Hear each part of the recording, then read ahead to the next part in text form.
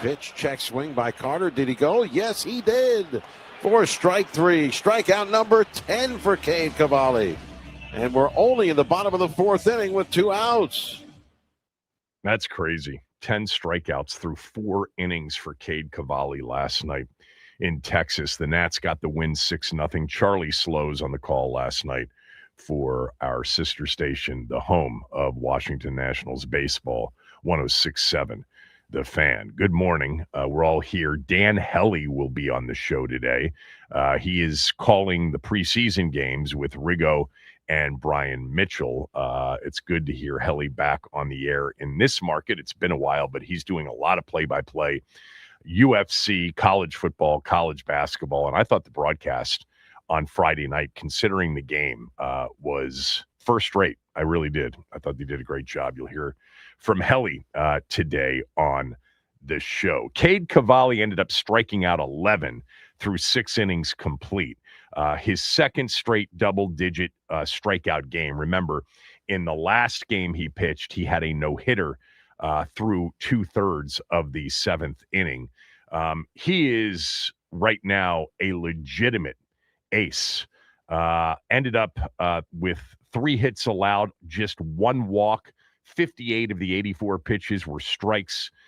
This guy is on fire right now, and it's great to see. What would have been nice to see would have been the 1-2 starting pitcher combo of Cade Cavalli and Foster Griffin continue. Because, look, I understand that there's a big picture. I understand there's a future. I understand the people that say, you know what, they weren't going to make the postseason anyway. And even if they did, they weren't going to beat the Dodgers or the Brewers in a best of 7 or a best of 5 or even in a wild card series, because the Dodgers actually could be in a wild card series based on their record right now. Yeah, I don't know about that, because in baseball, you just never know. The real result, is 162 games, not the best of 3, best of 5, or best of 7. The Nats had 2 really good starting pitchers, along with one of the best offensive teams in Major League Baseball a few days before the trade deadline. How many teams had 2 borderline aces with the way they've been pitching? By the way, Foster Griffin, if you're wondering, since the trade to Cleveland, his last 2 starts, both wins, just 1 earned run allowed in both of those starts for Cleveland. So he's continuing where he left off. Luis Garcia Jr. is not in New York. It doesn't mean that he wouldn't have done it here against familiar pitching, National League pitching. But they were very much in the mix. They were in the wild card race. They had 2 excellent starting pitchers. That's enough for a 7-game series. That's certainly enough for a super short series if it gets timed up the right way at the end of the regular season. They were playing for stakes, and now they're playing out the string. The decisions that they made, I understand, may have been in part prompted by the 4-game losing skid in Atlanta against a really good team heading into the All-Star break. But they had already traded Curtis Mead, and I think the plan was to trade Garcia. Maybe Griffin is still here if they split that series with Atlanta. But still, those trades, they better produce something in the form of contending baseball next year, or worst case, the year after in 2028. Or, Nats fans, at least some of them, are going to remember 2026 as an opportunity that wasn't blown. It was an opportunity that they blew off. All right. There is, some news from the park since the end of the show yesterday. We got injuries mounting all over the place. Another one maybe today. Now maybe the possibility that starters play Saturday against Detroit. Quinn said that a good amount of starters will get playing time against Detroit. No specifics, including nothing specific about Jaden Daniels and whether or not he will start. But yesterday it was learned that that pec injury that Johnny Newton had is going to require surgery. So he's out for a while. Crucial season for Johnny Newton. Let's not kid ourselves. This guy was an early second-round pick, described as kind of a steal early in the second round because some had late first-round grades on him.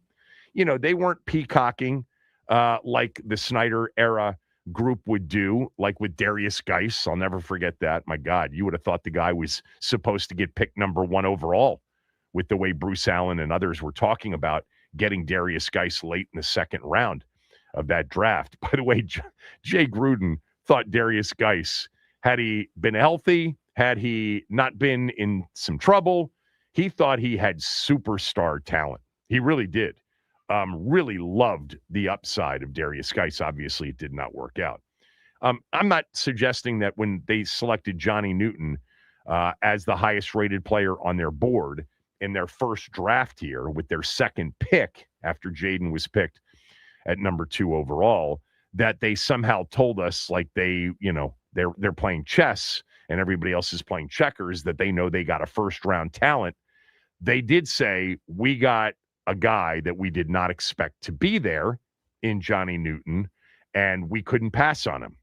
Johnny Newton was a really good college football player, people. He was the Big Ten Defensive Player of the Year at Illinois. He had some injuries coming into that draft, and I think that set him back a little bit in his first year. We've seen flashes, but nothing consistent. If you believe what I believe, which is you need 3 years, 3 full seasons to actually judge a draft, well, the 2024 draft is on the verge of taking a big blow, and that is their second player picked, Johnny Newton, early in the second round, is more likely than not going to have a difficult time making a big impact on a big portion of his third season, and he hasn't made a big impact yet. So there is that. That is an injury that is of note. Rashad White, I think we mentioned this yesterday, hamstring injury. No, it was not from the ALS Ice Bucket Challenge, for those of you that followed that. Thank you, Warren fun Sharp. Little bit. What did you say?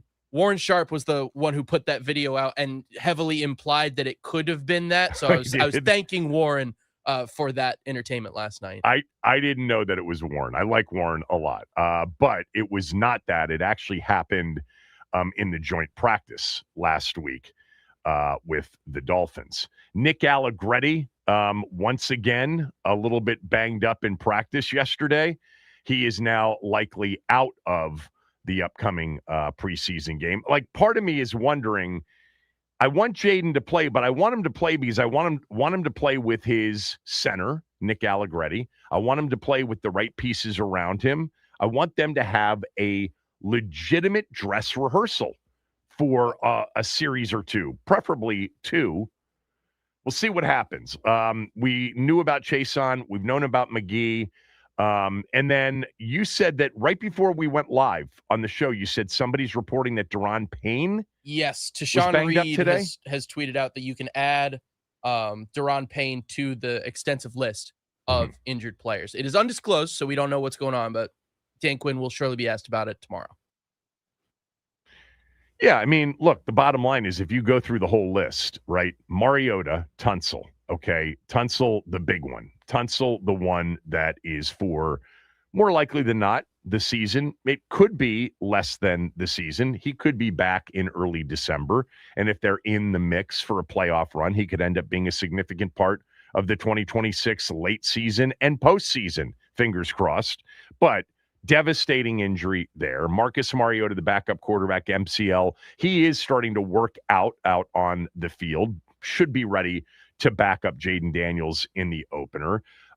We certainly now, with Johnny Newton, have a more serious, longer-term injury.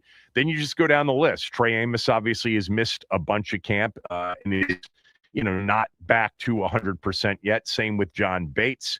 Jeremy McNichols has a quad. Jerome Ford, River Craycraft, remember him from last year. They brought him back. Those guys are on the IR. Dietrich Wise is still on the PUP. We do have Dorrance Armstrong coming back, but we found out, the other day that he's suspended for week 1. Tim Settles had the calf injury that he's been dealing with. Who am I forgetting? Dafe always got calf tightness. Always got a calf injury. Chason's got the knee. Yeah. It's a long list. Yeah, it's mounting. I'll tell you what, though. The tonsil injury is the most serious. They do have, I think, some depth up front that they can perhaps. I mean, I think there was some expectations for Johnny Newton, maybe not recently, as in the last week, because of what happened on the opening 2 drives, really, on Friday night, for whatever that's worth. But they do have, obviously, Tim Settle as a guy that can play inside, can play nose. As in terms of a pass rusher, interior or exterior up front, Omenahue's a guy that I know they like.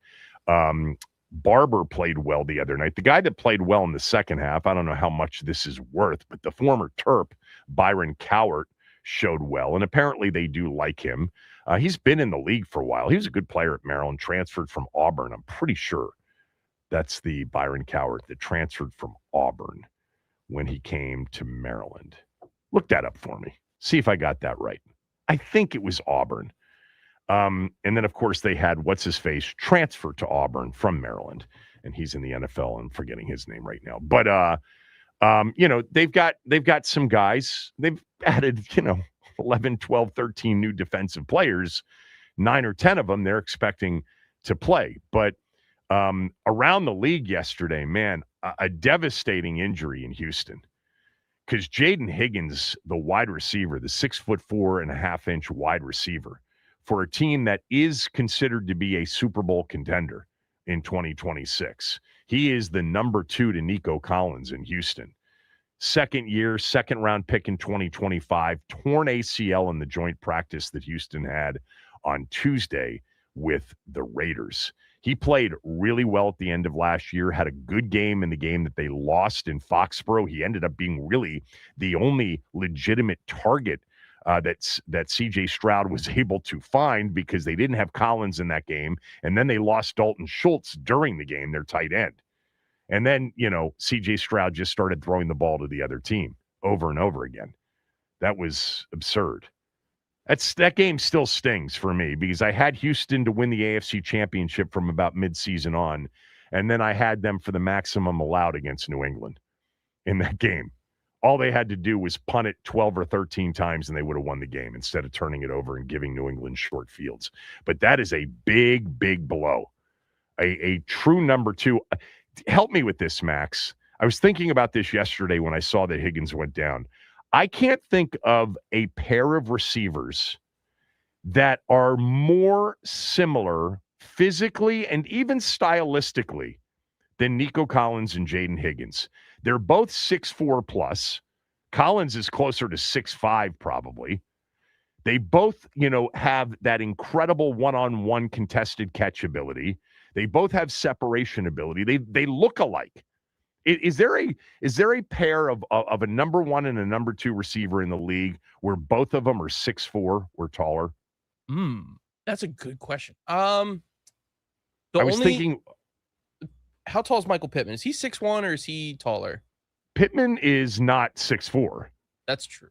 Yeah, he's not Metcalf size, I don't think. What about No, wait, Pittman is 6'4". Is he? Yeah. That's what listen. I'm looking right now at Pro Football Reference. What's Alec Pierce now that Keenan Allen's joined the team?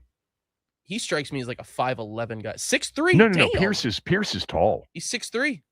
Yeah, and Allen's 6'3", right? Probably. I think he's taller than that.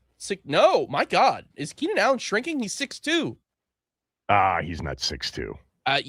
Listen, these are Pro Football Reference. He doesn't play 6'2". Well, I mean, I guess the point that so what are you saying? That Pittman and Metcalf are both 6'4" or taller? Mm-hmm. Yeah. Okay. So that's the one. That's the group. That would be the first one that comes to mind, at least. Yeah. Metcalf, by the way, also is just flat out bigger and stronger than every dude that we're talking about because he's got to be 6'4", 240, 230, right? I mean, he's just a big, large man. Nico Collins isn't that. Jaden Higgins isn't that. The height, yes, but not the rest of it. What's he weigh? 6'4", 235, Metcalf. Collins, 6'4", 222. And then Higgins is probably 6'4", 215, something like that, right? That's let me see if I can get that real quickly. 6'4", 215. Did I just say that? I think there's an echo. You nailed it. Tank Dell is back. Remember after that horrific injury a couple of years ago, but he's little. I don't know. He's practicing very little. The Houston team is a team after adding David Montgomery in the offseason. That you're not. This is a team that had some issues at running back as the season went along. I mean, the rookie from USC, Woody Marks, he had a decent season, but look, that defense is going to give them a chance every week. CJ Stroud just has to be able to manage the game this year. It's funny. I like CJ Stroud. The offensive line needs to block for him too. That was the other issue last year. Well, they had a major problem there too, and then he didn't have anybody to throw to in that playoff game. Was an issue. Foxborough, yeah. But I actually don't think CJ Stroud is that bad. I think he has a chance to bounce back. They've got. Look, he's one of those guys. He's not going to do it on his own. He's not going to strap a team to his back and do it on his own. He needs the running back. He needs the supporting cast. And he lost a big part of that supporting cast in a rising, true number 2 for sure in Jaden Higgins. Also, and I think this happened. Did this happen after the show yesterday, Tyler Biotish, that we read about? No, it happened It happened 2 days ago, and then the news officially broke at some point. We didn't talk about it yesterday, did we? No, we didn't. I think we might have off air a little bit, but it was. Oh well, then my fault for not getting to it. Tyler Biotish, who signed that 3-year deal with the Chargers after he was released here, ACL damage. There's still more to come, but it looks like a pretty bad knee injury. And man, that team last year. Let's face it, the offensive line was a train wreck. Justin Herbert, I think, got sacked as much as anybody in the league, got pressured as much as anybody in the league, and it got to him. It legitimately got to him last year, and that team still ended up in the postseason at 11-6, but got run out of the building didn't get run out of the building. They just couldn't move the football or score against New England in the wild card round. And they lost Rashawn Slater in the preseason last year. He's back, and he ended up being the highest paid left tackle in the game until Tunsil got the extension in terms of average annual. Joe Alt was missing last year. That offensive line has to be intact, and they just lost the center that they were excited about. When he went down, I was reading a little bit about the reaction. Harbaugh and others, they really thought that Tyler Biotish was having an excellent camp, and they felt like they were in good hands with Biotish at center. Not sure why we didn't like him, but a little bit more pressure on Allegretti. But Biotish isn't going to play for a while, it would appear, in LA. And then in terms of other NFL moves yesterday, how about Vita Vea getting a 1-year contract extension? So he's all set. He's been doing that hold-in thing in Tampa. It's a 1-year extension that adds $6 million to the $18 million he was already set to make in 2026 for a total of $24 million plus an additional $24 million in 2027, 30 guaranteed, but it's effectively all guaranteed at 48 over the next 2 years because it's kind of unlikely that they would cut him. I think that team is going to be a really interesting team, especially on defense. They've got to be healthy because they've had some health issues the last 2 seasons. They had health issues on offense last year, but the Vita Vea Ruben Bain kind of combination with, everything else they have in their, defensive backfield, guys like Winfield Jr., et cetera. And I think they're so well coached defensively with Bowles. That team, the 2 Souths The AFC South and the NFC South have always, for whatever reason, been the divisions that you kind of look down on. You thumb your nose at. It's like, you can't even name the teams in those divisions. Some people can't. The AFC South is legit loaded, with the exception of Tennessee. 3 teams in that division, Jacksonville and Houston, are both Super Bowl contenders, and Indy is thought of as a playoff contender. And then in the NFC South, the Panthers won it last year at 8-9, but everybody's expecting New Orleans. I've been thinking about New Orleans and talking about New Orleans for a while. I actually think the Saints have a legit chance to win that division, although they did lose Alvin Kamara and Jordan Tyson. I think we did talk about that yesterday. The rookie from Arizona State that was drafted. We talked about him before the draft. The analytics on wide receivers, if you get injured in college at that position, you get injured in the pros. So be careful. I think Washington had Carnell Tate rated higher than Tyson, and the reason I say that is because Tyson was available and they didn't select him. I think they would have selected Carnell Tate. I don't know that for sure. It's just a gut about sort of what they were really looking for in the offseason more than anything else with respect to a specific position. They needed overall defensive help at every position. But that second receiver, and really more than that, a young receiver that may end up being the heir apparent to Terry if this ends up being Terry's year, I think Carnell Tate would have been the pick had he fallen to 7. Apparently, Tate's having a great camp. We had Jordan Dejani on the other day from CBS Sports, and he told us that. Who knows what that means? But the Saints did lose Jordan Tyson for a couple of months, and that is that those wide receiver, historicals on if you get hurt in college, and he was constantly hurt in college, at that position, it means you're going to be hurt often in the NFL. It's already playing out in New Orleans. But I think the NFC South with Tampa, Carolina, and New Orleans are all teams that could win double-digit games this year. Both of the Souths. Best division in football on paper going into the season. It's the NFC West. It's Seattle, the Rams, and the 49ers, right? Has to be. I guess you could make the case the NFC North has 4 teams that are potentially going to be good, but I don't see it with Minnesota. I just am not a Kyler Murray guy. At 5'8", 5'7", I think it's hard to play legitimate NFL quarterback. Although if he's going to do it, he'll do it with Kevin O'Connell. And they do have a nasty defense. That's for sure. And then Detroit, Green Bay, Chicago, obviously. And the AFC West with Denver, Kansas City, and the Chargers. Pretty good division. Yeah. The NFC East right now is probably like, you know what? I'm going to do it during the break. I wasn't intending on doing this, but I'm going to rank the divisions during the break and tell you what I think they should be. Max, in the meantime, you're going to look up. Somebody's done a rankings of the divisions before 2026. I want to see how close I get to sort of a consensus of the rankings. That's next. Kevin Sheehan Show, the Team 980 and the Team980.com.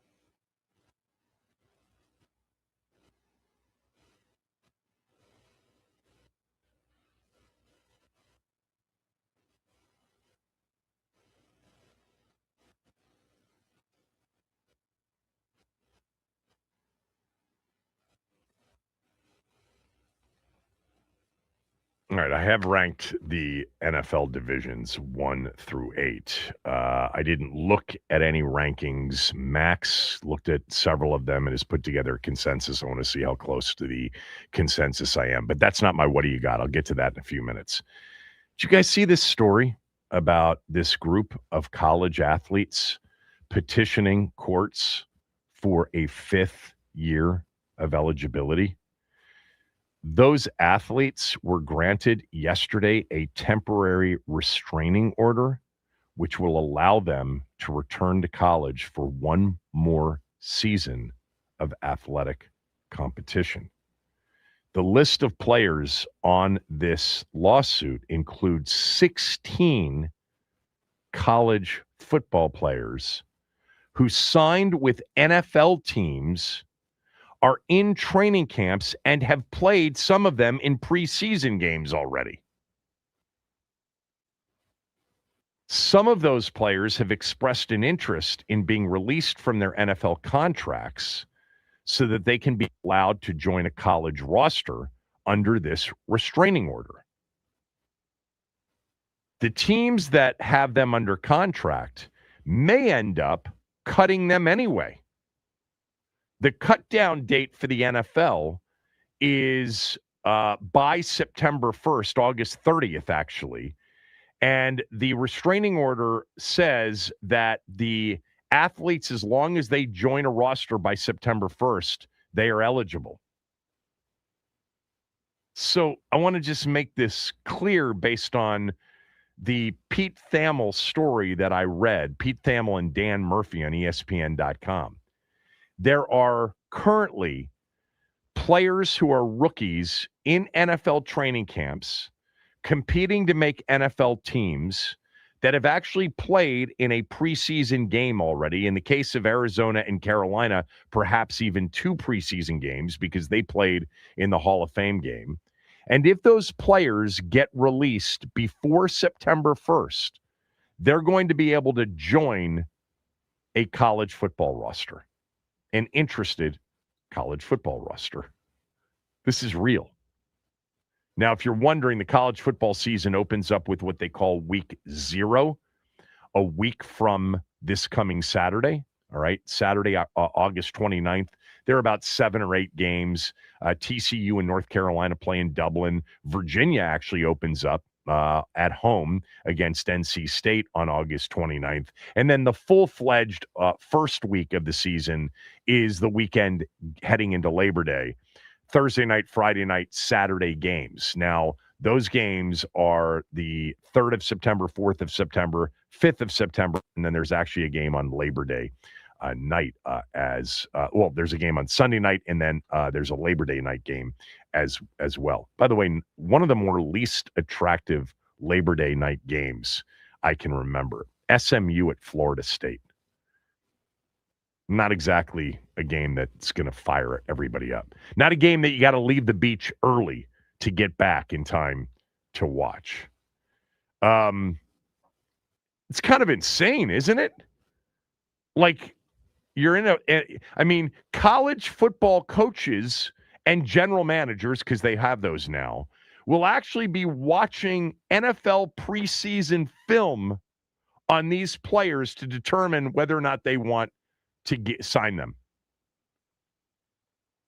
And look, for a lot of these teams, even if these guys join the team, say on September 1st or September 2nd, a lot of these week 1 opponents are weak opponents.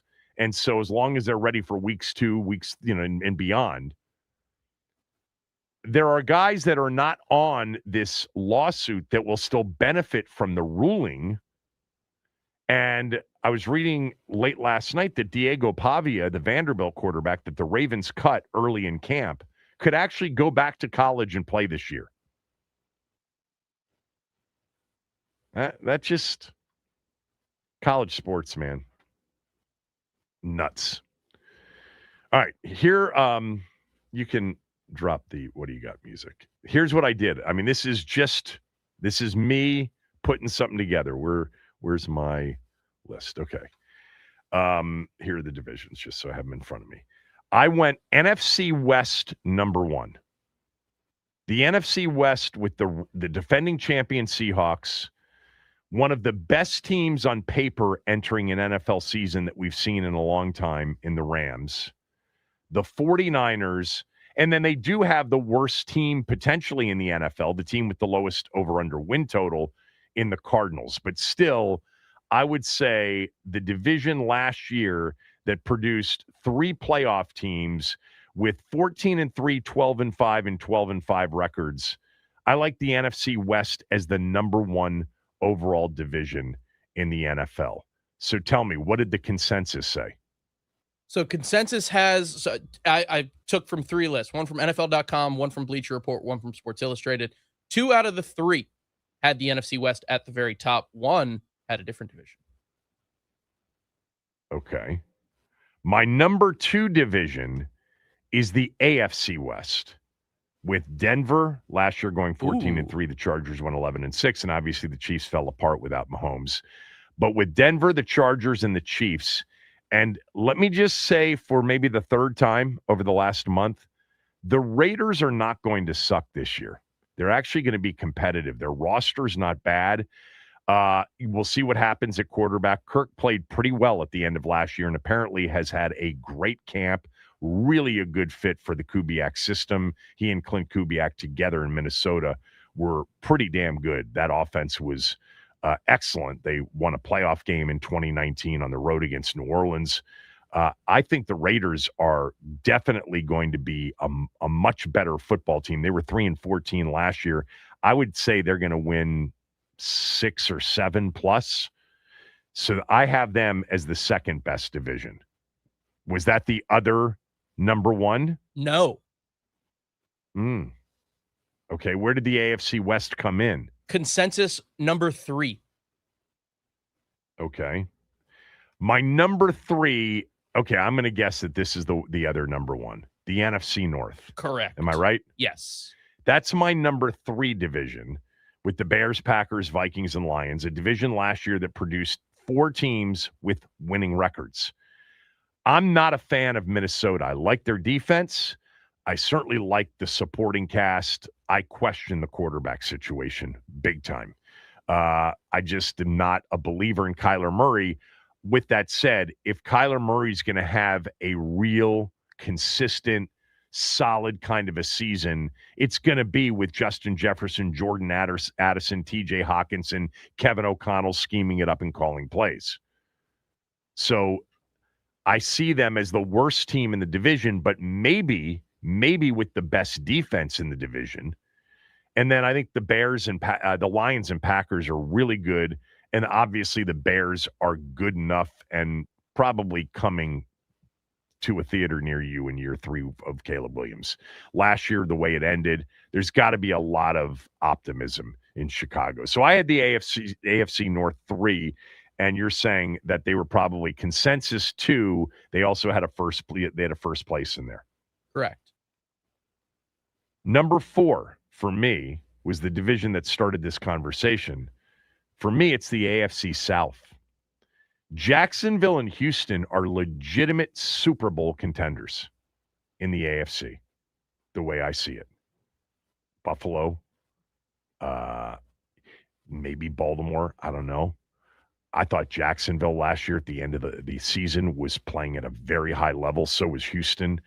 Indy obviously was 7-1 before the injuries started to mount, starting with their starting quarterback, Daniel Jones.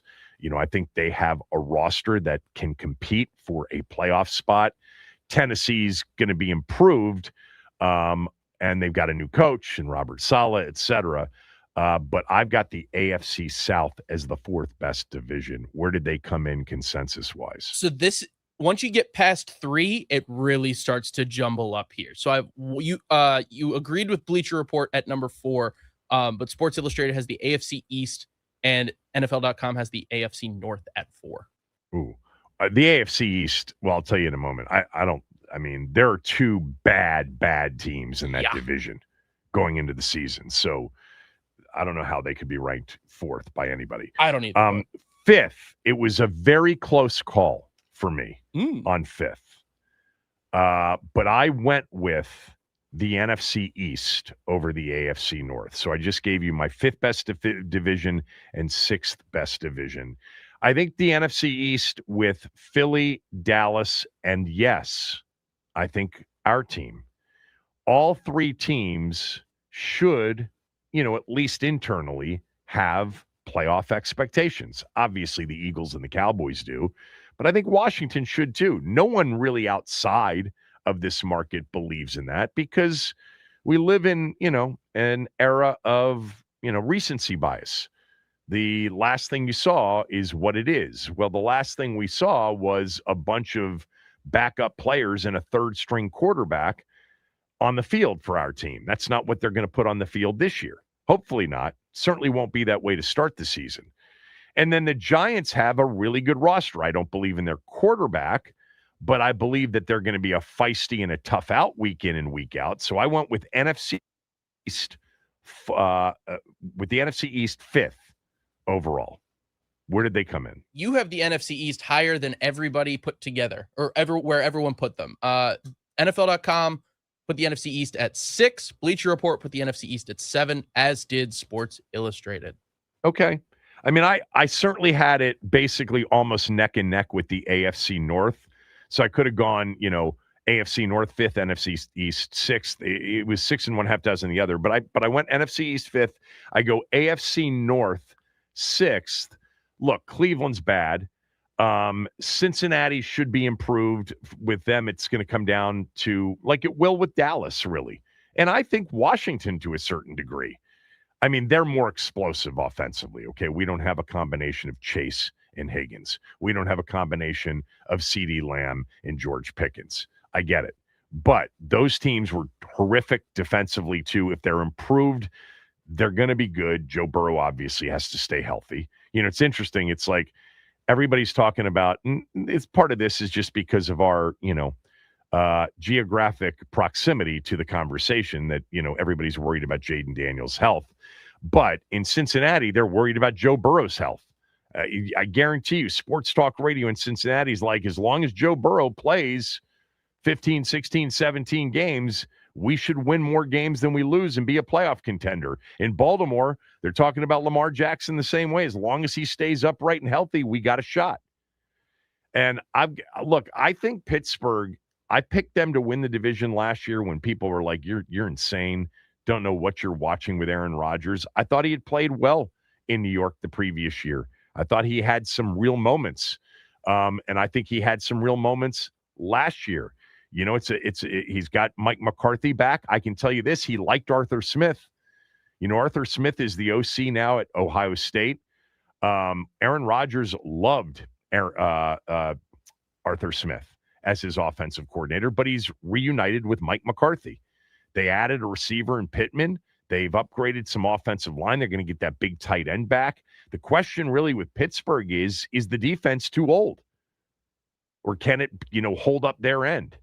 So I have AFC North 6th. And by the way, picking that division is going to be really tough. I mean, you could make the case easily for Cincinnati and Baltimore, and I think you could make the case for Pittsburgh personally. So I had AFC North 6th. Where did they come in? The AFC North at 6, you are in conjunction with Bleacher Report, but the rest of the AFC North was ranked a little bit higher. AFC North coming in at 5 for Sports Illustrated and 4 for NFL.com. Okay. 7th, I had the NFC South, even though I was talking them up a little bit, because I do think it's going to be a competitive division. I think Tampa and their defense, I'm calling it right now. Reuben Bain's going to be the defensive rookie of the year. He's plus 470 and by far the favorite. So put your money on it while you can. Yes. Well, that wasn't the case a couple of weeks ago. I think a lot of the training camp news and clips and all of that have raised his stock tremendously. I mean, wasn't Caleb Downs, Sonny Styles pretty much at the top? They're Arvell Reese. They're neck and neck David for number Bailey. 2, sitting at about 7-1. Say that again. Caleb Downs and Sonny Styles are neck and neck at 7-1, I believe. Ruben Bain, that's interesting. Obviously, the discussion during camp has gotten everybody fired up. I think I shared some of the. I mean, people that have watched him in the joint practice last week said that he is an absolute havoc wreaker, and that's what I think. I think he's going to be that. Look, the short arm thing. The NFL people know better than we know for sure, and it may end up being his undoing. But do you remember how angry he looked when he dropped to 15 and walked across that stage? I remember coming in the next day saying, look out, because Ruben Bain Jr. is going to do some damage, and it's going to start quickly. He's a grown man already. He's going to win the Defensive Rookie of the Year. I really, as long as he's healthy. I'd like it to be Sonny Styles. Yeah, so I think Tampa's got a chance to bounce back in a big way. I think Carolina, the offense is a good fit for Bryce Young, and they played some good football at the end of last year. Look, Carolina was in it in the playoff game against the Rams. I mean, they had a legitimate shot at home in that playoff game. What was the final score? Like 37-34? After they played a great regular season game against the Rams as well. 34-31 was the final score. I mean, Bryce Young threw for 264 in the game. They lost Rico Dowdle. Dowdle is now in Pittsburgh, if my memory serves me correctly, right? Battling with Jaylen Warren for that starting running back position. But they've got Chuba Hubbard. Yeah. Carolina should be decent. New Orleans is my pick. Although I think I might end up changing that with some of the injuries that they've had here early in camp. But I like New Orleans. And, Atlanta they've got some talent, definitely on defense, but they got a big quarterback question there. So where did the NFC South come in? Are you going to tell me that they were last? Consensus dead last. Yeah, I don't see how the AFC East isn't last. I guess I do see why the AFC East isn't last. I mean, you got two teams that are playoff contenders. You got two Super Bowl contenders. Yeah. Fair enough.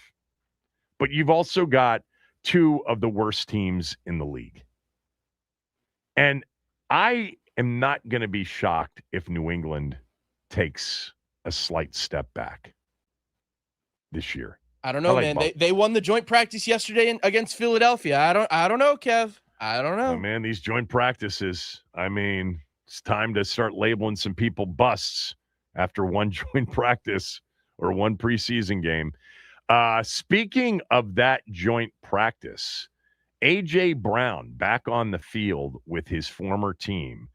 Sal Paolantonio sat down with him and talked to him about, how he feels about his former team. And, man, the Jalen Hurts conversation and A.J. Brown got pretty spicy yesterday. You'll hear what A.J. Brown said about his former quarterback when we return. Kevin Sheehan Show, the Team 980 and the Team980.com.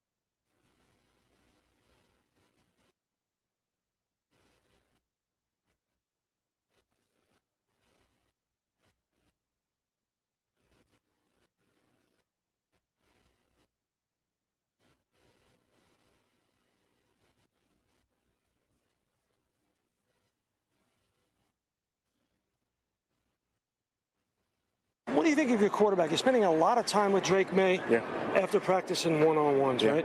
Just going through film, going through your catch tape to try to improve. What do you think so far of his approach?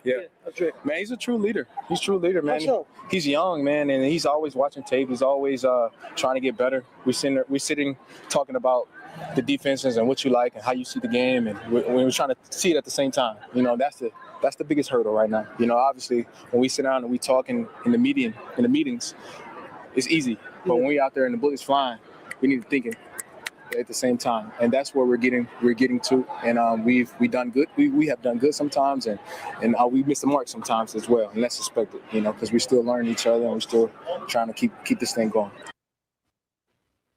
A.J. Brown yesterday after the Eagles and the Patriots joint practiced with one another. But that's not the quote that's getting the headlines. I can only imagine what they are doing in Philadelphia today, WIP. Of course, many of our fan base would just refer to what I'm about to play as a complete nothing burger.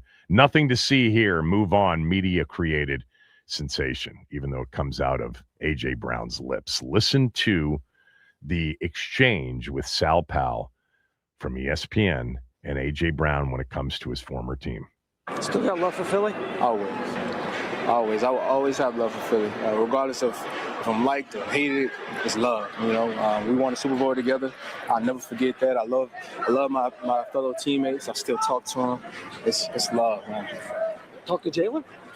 Not him, but a lot of guys. But I'm sure we'll probably catch up at some time this week. Okay. Yep. Appreciate you, man. Thank y'all. Yes, sir. Yep. Talking to everybody, but not Jalen Hurts.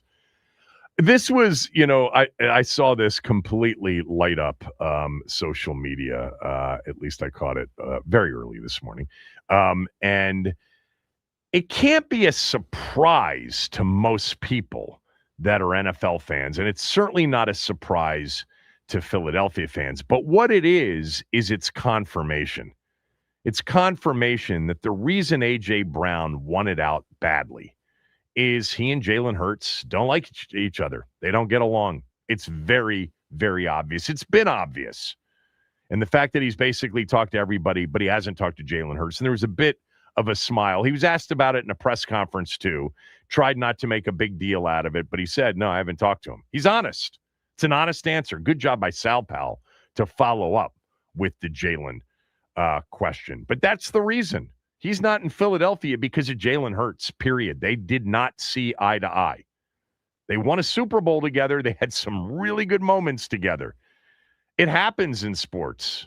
You know, you don't have to be best friends to be professional with each other and to win with each other. You know, it's very clear in Boston that Jaylen Brown and Jason Tatum are not very close. Now seems like Jaylen Brown isn't really close with anybody in Boston. But once you hit the floor, man, once you hit the field, there have been a lot of players in the history of team sports that don't like each other. Plenty of players that don't like each other. But they win together, and they come together on game day. And that's what those guys did. I will say this, though, about A.J. Brown's last game in Philadelphia.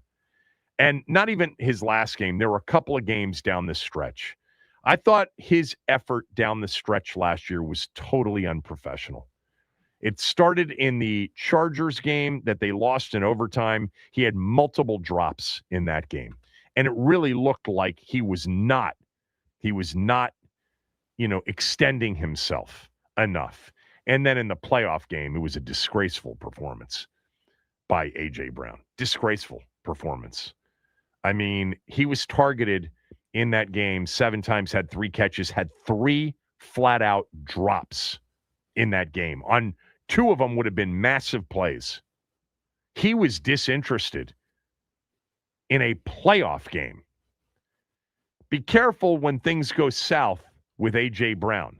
They're great now, and the New England situation for him may never be anything but great. But when you see someone's true colors come through the way they did in that playoff game in particular, man, that is a red flag. With that said, extremely talented, needed change of scenery, desperate for a change of scenery, wanted to change of scenery as the season went along last year. As the defending champions, wanted to change of scenery. And it's very obvious, has been obvious, and now confirmed very true that he wanted out because he and Jalen Hurts just didn't see eye to eye. It's fine. See how it works for him in New England. You know what? It's probably going to work out pretty well for him in New England. They've got a phenomenal offensive coordinator, and they've got a young quarterback who can really sling it. Dan Hellie next.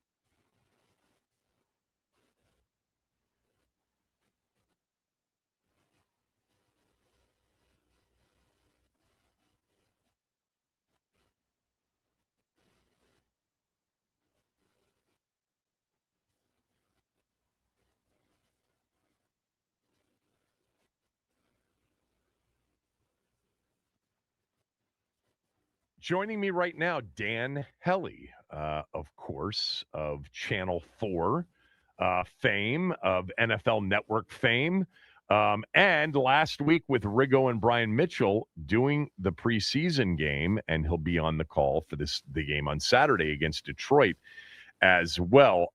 First of all, I haven't talked to you in a while, and I'm so glad to catch up. I thought you guys were really good, and I know that you're probably self-critical, and you can point out the things that you didn't love, but overall, you've got a good feel for this. You've been doing college football play-by-play, college basketball play-by-play, UFC play-by-play. Overall, what did you think? I thought we had a lot of fun. I think in the preseason, chemistry is hard to create, and we've never worked together before as a crew, and Riggo hasn't been in a broadcast booth for 30 years. He was telling a funny story about the last time he was actually calling a game was with Dick Stockton. And so that was a long time ago, and B-Mitch clearly dialed in because he does a daily radio show and the pregame shows and is uber involved with the team. But I was really pleased with it. We had some moments after a rough start by the Commanders, and I think we kind of found our groove. That's the one thing you worry about, especially as a play-by-play guy who's kind of the point guard of that broadcast, is I don't want to step on those guys. I want to give them enough room. And I think for the most part we did that. Certainly there were some areas we could clean up, but I think we had fun. I talked about this on the show that doing preseason, football games is not easy for the play-by-play guy. There are 90 players that potentially could participate in the game. I've done, college football before where, that week one when you have like depth charts, but they're like 4 and 5. It's not a 3 deep, it's like a 6 deep because they're over 100 players. And that's a big challenge going into a game in which you haven't seen the team, right? You have to be prepared for that. Well, it's huge. You have double numbers. You also have guys, the way we do it is there's a guy named Tony Britt who prepares, we call them our boards. Basically, it's our depth chart that is oversized, and we write things on, and they put the stats in from the last couple of years. And we take all our notes from our production meetings and our coaches meetings and things that we've read and that we've learned. And that's our Bible, right? So we have a spotter and we have a stat guy, and the spotter helps me kind of identify who makes the tackle. But, college, they're double numbers. The NFL, you got 90 guys on the roster. There's 3, just this week, they added 5 or 6 new players to the team and released a few guys. So you get this chart on Tuesday, and then all of a sudden you're adding names and crossing out numbers and doing all this crazy stuff. You just want to make sure you have the right guy who makes the play, Yeah, and you're a pro, and you understand the difference between a regular season game and a preseason NFL game. And I thought what you understood as sort of the keep the trains on time guy was, look, this is as much of a talk show and trying to entertain over a 3-hour period as it is, game flow, score, time, all of that. It's just much different than a regular season game, correct? Oh, it's entirely different. I did the Titans preseason games for 6 years with Charles Davis. Wow. I didn't know that. Yeah. We were there during the, the Mike Vrabel era and a year or two prior. So I have a pretty good feel for the preseason games, but you're exactly right. If the starters are in or the backups are in or there's position battles, those are all things you need to address. But if, I think this last game we had a long conversation about the worst turf in the NFL when Riggo and B-Mitch played. And when the Dolphins are up easily, the Dolphins are driving using their third stringers in the third quarter. I don't feel the need to say that it was a 2-yard gain by Anthony Hankerson. I think we're okay, continuing the conversation for a little while. So you got to pick and choose your spots, but you're right. Once you get into the second half of the preseason games, there's a lot of big picture stuff. There's a lot of chatting about position battles. And it's really fun to get, those guys' outlook, and especially, the running back position with Riggo talking about guys like Katron Allen and Robert Henry. And I think he was especially impressed by Robert Henry. I don't think many people really knew a whole lot about him before that game. And that was his, I guess you could say his coming out moment, but it seems to work this way, especially for running backs in preseason. You saw it towards the end of the game. They're going to run a vanilla offense against a vanilla defense. And they're just going to, once they've seen everything they need to see, they're just going to run those guys to death to run down the clock.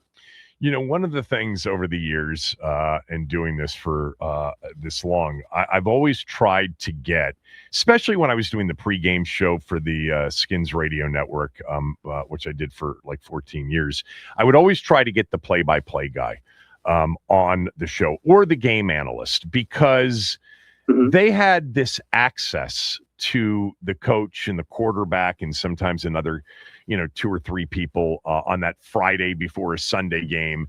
And they got more than most of the beat reporters would get. They'd get some nuggets that I think the coaches and or the quarterback would save and give to them. And I always found it to be pretty instructive and pretty informative. And sometimes we'd get stuff that, hey, we didn't know that.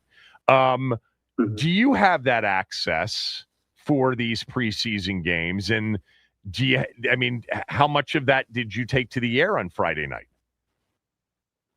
That's a great question. And I've been there at every level, right? I've been the local reporter who hosts the coaches show.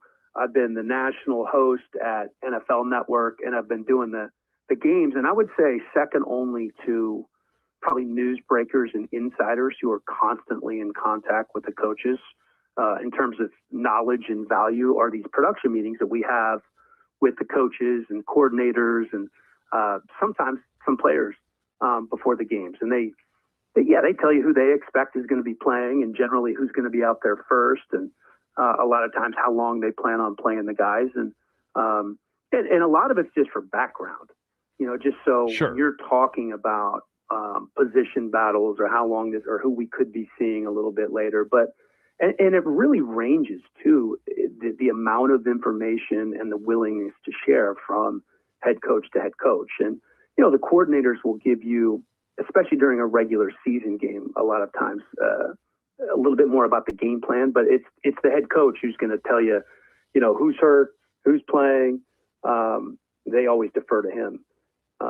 But yeah, it is incredibly informative. You learn a ton about these teams when you talk to the coaches. And, I also got to chat with Adam Peters for 15 or 20 minutes. And he was very insightful in terms of, what he thought about certain guys and what he was excited about with the team this year. And it's all helpful. It's just in terms of background. And, you have to be the expert on whatever team you're doing that week. And that's not always the easiest thing to do.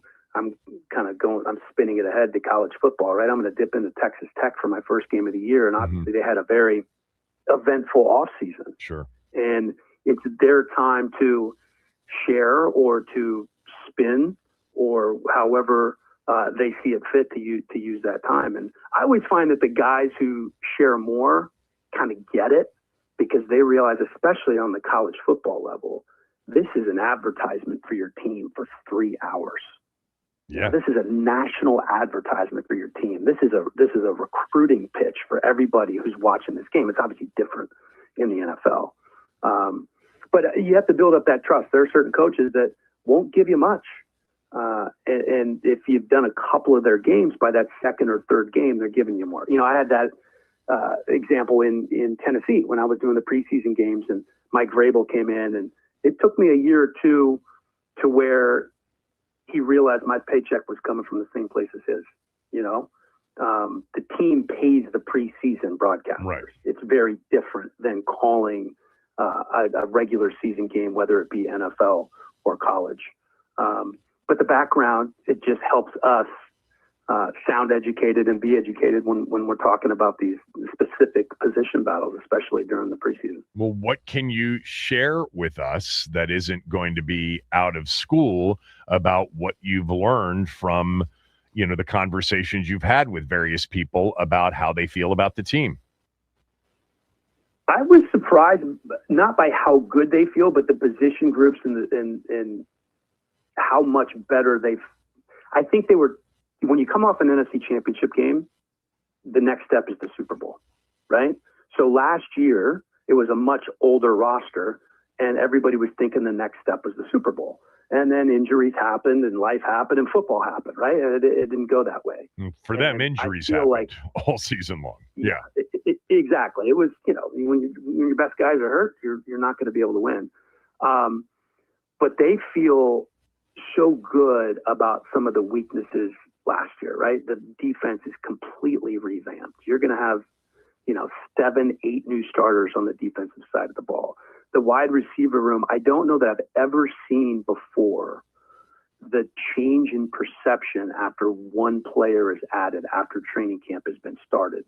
And of course, I'm referring to Stephon Diggs, right? Everybody now kind of falls into their natural slot or role. And I think I said this during the broadcast. Dan Quinn said there are 8 receivers on our roster right now who were good enough to be on the 53 last year. So they're going to be cutting guys, whether it be the wide receiver room or the tight end room or defensively, that are going to be playing in the NFL next year. And I don't know that you could say the same thing about last year, right? So that's a good feeling. You've done something right when you are blessed with enough talent on the roster to be letting guys go that are going to be playing for other teams next year. So they feel really good about where they are. You know, they feel really good about Brandon Coleman. They feel like left tackle is his best and most natural position. And he got a good look last week. He was, I believe, along with Chris Paul, the only starters that played on the offensive line, and they wanted them in there to protect Marcus. And then obviously Marcus gets banged up anyway, to no fault of anyone's. But so yeah, I think they feel really good about where they are. Obviously, the Tunsil hit stinks. Yeah. I mean, he's a top 2, top 3 left tackle in the world, and that sucks. They do feel confident that Coleman can fit in there nicely. Do you have any sense, not only based on the time that you've spent with them and getting ready for this preseason, but sort of the chronology of the last several months as it deals with that other receiver, and it ended up being Diggs. Mm-hmm. But for a while, there was a lot of conversation about Ayuk until he kind of left the reservation on social media. Mm-hmm. But do you have a sense of what you think Adam Peters and company, what they were thinking, let's just say post-draft, about the receiver room? Because clearly it is a lot better than it was last year. But what do you think they really wanted to do? I think that Ayuk was probably in the conversation at some point, and that he talked himself or posted himself out of that conversation. I think they probably had, Diggs and Ayuk and, Keenan Allen, maybe a couple other guys where they were looking at them all. They wanted to upgrade there. I think they couldn't be happier with the way that things worked out with Steph. And I think they're really excited about Antonio Williams. But if you don't have Steph, then all of a sudden everybody else is playing more. They carry a larger burden, and now it's just everybody's kind of where they're supposed to be, And then there's going to be a breakout guy. They're going to have to make some really hard decisions, right? You have your kick and punt returners, right? Let's just say if Jalen Lane and Luke McCaffrey are going to take 2 spots in that wide receiver room because they're your returners, where does that put Jefferson? Where does that put Burks? Right. I think Brown's probably good because he's a different receiver than a lot of those other guys are. But I'm telling you, this Jalen Bradley kid can play. He nearly blocked 2 punts. I mean, and that's the kind of thing that we probably didn't talk about enough, that B. Mitch was all over. Yeah. And we did mention it. But that's the kind of thing that could put him over the top, right, in terms of making the 53. Like, if they can use him in some of these other roles on special teams. But he's a big kid. He's a local guy. He's I know I said this on the broadcast. They brought him in for a local tryout.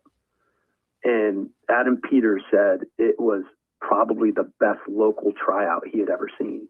And this is a kid that was well-traveled. He started his career at Pitt, and he went to Charlotte, and then he wrapped up at UNLV, the new era of college football that we're in. That's the other thing that's hard about calling these games, is trying to list off the 4 or 5 schools that some of these kids went to sometimes. But right.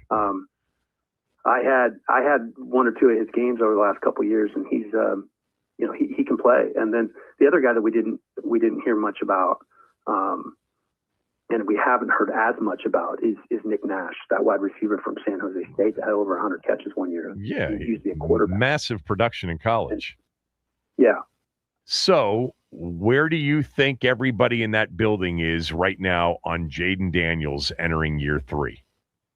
I think their number one concern is just hoping that he can get through the season healthy.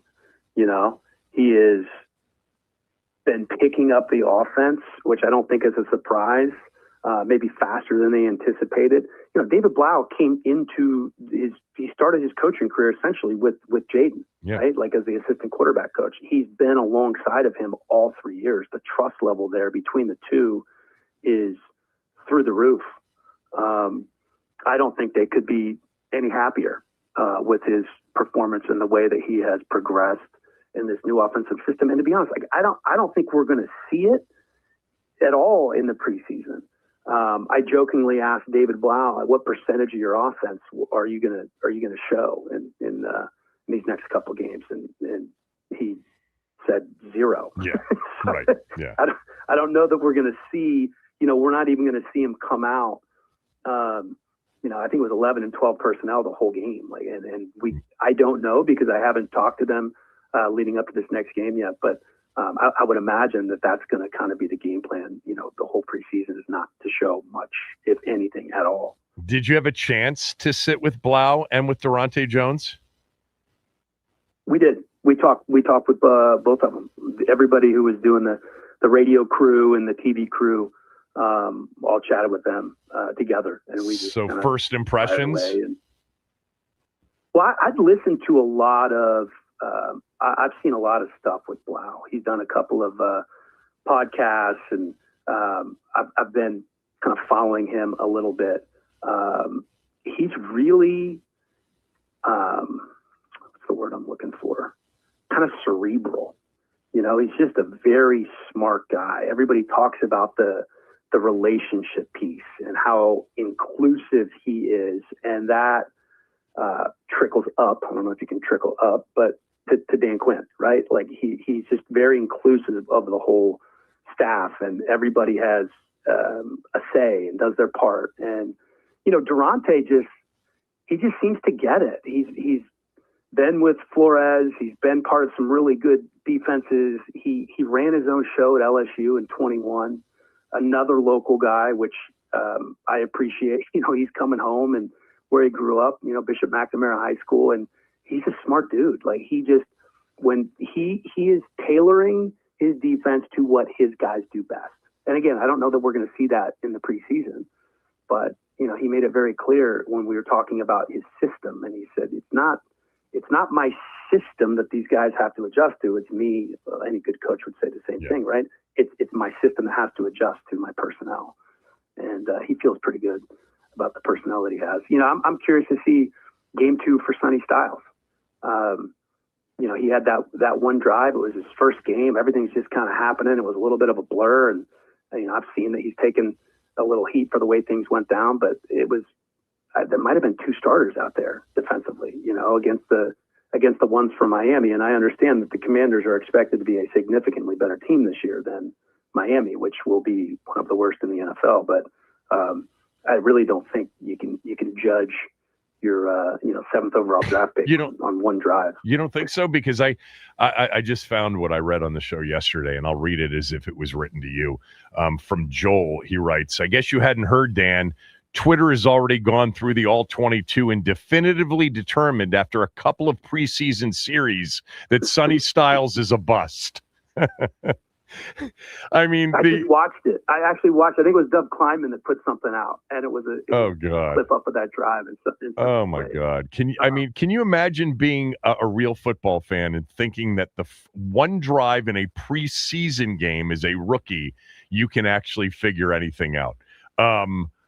Bless their hearts. We have Dan Hellie on the show, and he'll be calling the game Saturday in Detroit. It's a 12 noon kick on Channel 9 locally. You know, as of the recording of this, there is kind of a coin flippish nature to whether or not we're going to see any of the starters, in part because they ended up not going padded practice yesterday. They went padded practice today. Are you expecting to see Jaden and some starters on offense and defense?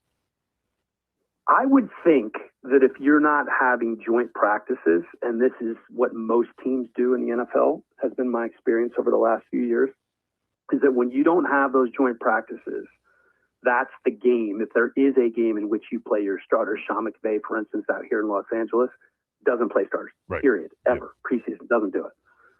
And those joint practices are game situations. And being that there are no joint practices this week, I would think it's more likely than not that we see those guys out there for a couple of drives. Again, I have no information, haven't talked to anybody, but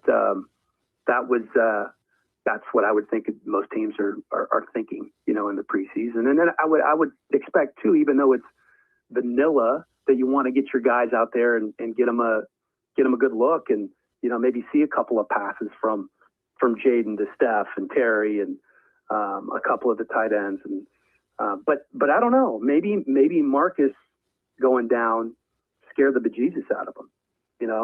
I know we got a long look at Hartman and Callie McManus, but neither one of them is the experienced backup that Marcus Mariota is, and maybe they don't want to put Jaden out there. So I'll be curious. I don't know when they're going to talk about it. I know that Dan said these next 2 days were really important, and it sounded like he was going to be deciding after today, maybe Thursday.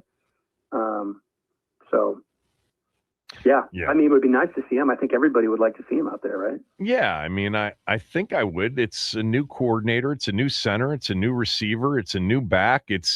Everything's new. He hasn't taken a snap since early December last year. And even if he were to play a series or two, it'd be another 20-something days until he takes a snap again. So, yeah, I mean, I'd like to see it, but I always feel like that's one of those conversations where we really don't know. Like, they know, and they know whether and, how ready they really are. I'd just like to see, with the starting quarterback, David Blau, be on the headset and work a series before doing it for the first time in Philadelphia in the season opener. But that's just me. I don't know. Yeah, I would love to see it too. Their rebuttal would be, well, that's what we do in joint practices, and every single day of practice is, I'm on the headset. But there isn't a stadium. There's not a clock. There's not fans. There's not real referees. There's not a play clock that you're looking at. There's all of those things like in a stadium. But again, to your point, they may just. But there is a play clock, and I know. But I'm just saying it's not the exact same. But to your point, they may say, no, this is a replica. We're good. Yeah, they know. Yeah, more than we do. And I don't know. To be honest, I know. As a fan and as a broadcaster, what I would like to see, but I don't know what the right answer is. Are you going to tell Sean McVay not playing the starters ever in preseason since he's been in LA is the wrong move? Probably not. Yeah, that's kind of my point. I don't think we really know, and it's they know a lot more than we know when it comes to everything. But in this particular conversation, it just seems to be a conversation we have every mid to late August, because what other conversations are we going to have? All right. So let me finish with a couple of quick ones.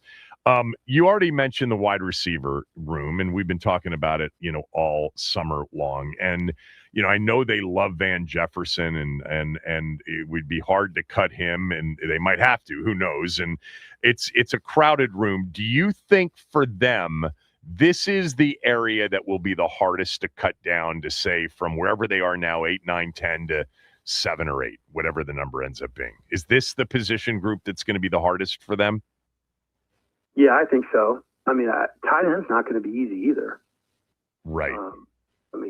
Yankoff has been playing great. You kind of have your guys in Chig and John Bates, who are slotted in there. And, you have Sinnott, who's been around for a minute. But is it a Yankoff Sinnott competition? You got Lawrence Cager there. I think running back's going to be a little bit easier. You're going to have to decide, are you keeping 4 running back? You can't keep, in terms of the skill players, you can't keep 4 running backs, 6 receivers, 4 tight ends. You got to make decisions, right? So one position group is going to affect the other. But yeah, I would think the receiver is going to be the toughest. By the way, in watching Henry Jr., and I heard Rigo talking about it, and you and Brian, I mean, there are things you can observe that have nothing to do with, the actual game or down and distance. That dude's just a natural runner. And I went back and looked at this, and he opened up last year against one of the best college defensive teams in the country in A&M. He rushed for 177 yards and 11.2 yards per carry in a game that was halfway competitive. A&M won the game by 2 scores, but A&M's defense by the end of the year, I mean, Miami really got to him in that playoff game on the ground, but it took 3 quarters to get there. I just thought that guy actually really looked the part, especially for like a zone run scheme. Yeah, I think he was great. And I said this on the broadcast. I believe it was, I don't remember who they played, but I had one of his games last year. And I'm like, who is this kid? And from week, I don't know, 5 or 6 to week 9, he was the second leading rusher in college football. He was like crazy good. And the way that he moves is so different than Allen. Allen is a 220-pound, right, bowling ball when he gets his pads on, and Henry just has he has juice. The way he moves is different. Yeah, and that's going to be a big question, right? Where behind Bill and Rashad White, how healthy is McNichols? Right. Jerome Ford has been placed on the physically inactive list, right? So then, is one of those guys going to be the third string guy? I think it depends on, maybe what they're doing on special teams and which one can catch better coming out of the backfield, because they're very different backs, very different, Henry and Allen. But we're going to be seeing more of them probably than we see of anybody else in these next 2 preseasons. No doubt. And they had him back on punts. They had him back on kicks. Clearly, they wanted to see it, kind of under the lights to see whether or not what they were seeing all along was real. So I'll finish up with this, although I do want to ask you about your college schedule. Is there a player that you think they're really excited about that might be a surprise to, the fan that's even paying attention to the preseason? Is there somebody that you've gotten a sense, God, they really like this guy? I think they really like Joshua Josephs, the rookie out of Tennessee. He was drafted in the 5th round, and I feel like they think he's going to play this year. That he will contribute in some form or another. So defensively, I think they really like him. And I think they're excited. I think they're excited about Antonio Williams too. I just don't know, given the situation in the receiver room, how big of an impact he has right away. But the other obvious ones, the Chig and Steph, and right. We haven't heard much about Rashad White, and I feel like he's going to have a massive impact on this offense this year. I agree. Totally agree. Yeah. But yeah, that's kind of some of the young guys and some of the old guys. And, I'm excited for the season to start, even though I'm not going to be doing the games. Because I want to see what they are, because it's a completely different team. Everything that they wanted to achieve in the offseason, upgrade the defense, find another weapon for Jaden, get another running back who can catch out of the backfield. They did all of them, and not everything was plan A, right? They tried to sign some other receivers and threw a lot of money at some guys, and it didn't work out. But plan A isn't always the best plan. All right. Well, you're really good at doing this. And the challenge that you have for preseason games, you guys easily met that challenge on Friday night, and I'm sure it'll happen again on Saturday at noon. Thanks for doing this. Good to catch up. Hope you're well. Thanks, brother. Thanks for having me on. Dan Hellie. You'll note that we recorded that yesterday because he was talking about practice tomorrow as in today, and maybe getting some answers about starters. Dan Quinn did say some starters are going to play Saturday, but did not say whether or not any of them would be Jaden Daniels. All right, up next, our first NFL season hit with our good friend Paul Charchian. Talk some fantasy football and more with Charch next.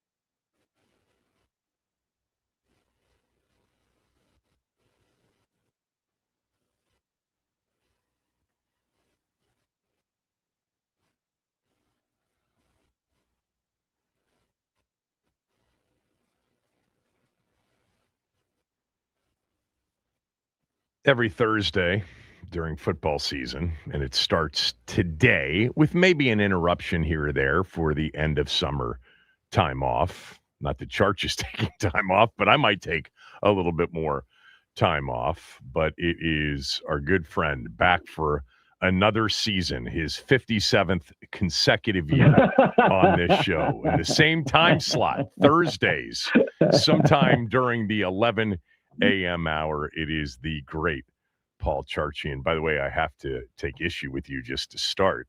I'm going through your Twitter timeline. That is way too much on an egg salad sandwich. You're going deep into something that really doesn't need to go that deep. You got celery, you got dill relish, you got onion, in your egg salad. Can I tell you something? I'm not a salt person because there's so much salt in basically everything we eat. There's only one thing I actually put salt on, egg salad. But no, I'm not going relish or celery in my egg salad. And you got grapes and fennel and capers and all kinds of stuff. Come on. Whoa. That's out. I mean, I very specifically said. Oh, yeah. You said get GTFO on that. My fault. My fault. Here is exactly what belongs in an egg salad sandwich. Obviously, egg. Mm-hmm. Mayo, for sure. We can agree on that. Onion, because you want to give it a little bit of zest. Little bit. That's it. Done. Salt is a freaking miracle. It makes everything taste better. You put it on virtually everything. It is a miracle of it's not modern. It's not modern. It's been around for 1,000 years because it tastes great. Pepper, you should have a little pepper in there as well. The celery is there to give it a little crunch. Now, chop finely because you don't want to be gnawing through the celery. No, you need to chop finely, right? But that's more of a tuna salad item, I believe, than an egg salad item. Celery and tuna salad for sure. Randomly here, this is the egg salad and the tuna salad are related. I mean, the egg salad's way better, obviously, because tuna salad can go wrong and introduce funk in ways that eggs can't. Oh yeah, I think we can agree. Absolutely dangerous. Yeah. Now, that's why a tuna melt's critical because if the tuna isn't perfect, it's kind of masked by the cheese and whatever sort of English muffin you might be using. And you can make a case that it shouldn't exist if it needs to be masked, but I agree that does temper it with the cheese. And then the last thing egg salad needs is dill relish. Now, to be clear, we are not talking about dill like the herb dill. This is dill pickle relish, right? So that gives it a little bit of tangy that comes in from the dill relish. Now, not to be confused with sweet relish. When you go to the ballpark and you've got the ketchup, the mustard, and the relish dispenser, that's sweet relish. And that is absurd because nobody puts sugar on either their pickles or their hot dogs. Why does every stadium have sweet relish instead of dill relish? Anyway, dill relish. I don't put relish on anything. But I think the one thing missing from your description of exactly what belongs on an egg salad sandwich, what kind of bread are you going with? White bread.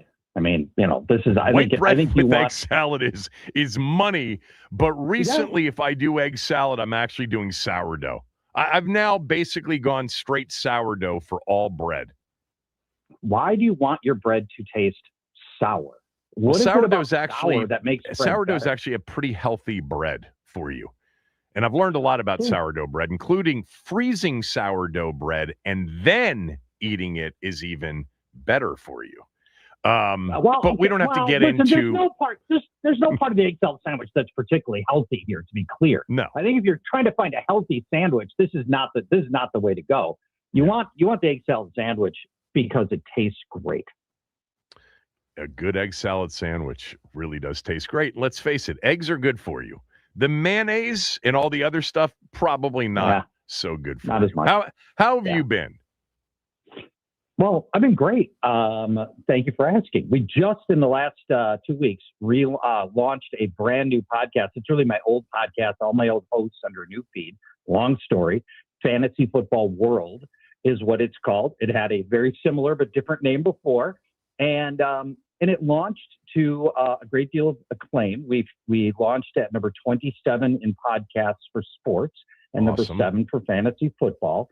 And it was just great to get the feedback from people for all the negativity that can come from social media, to have hundreds of people come back and say, "Oh, thank God the show's back. We're just delighted to have the show back." And that was very, very gratifying when social media isn't always that way, as you know.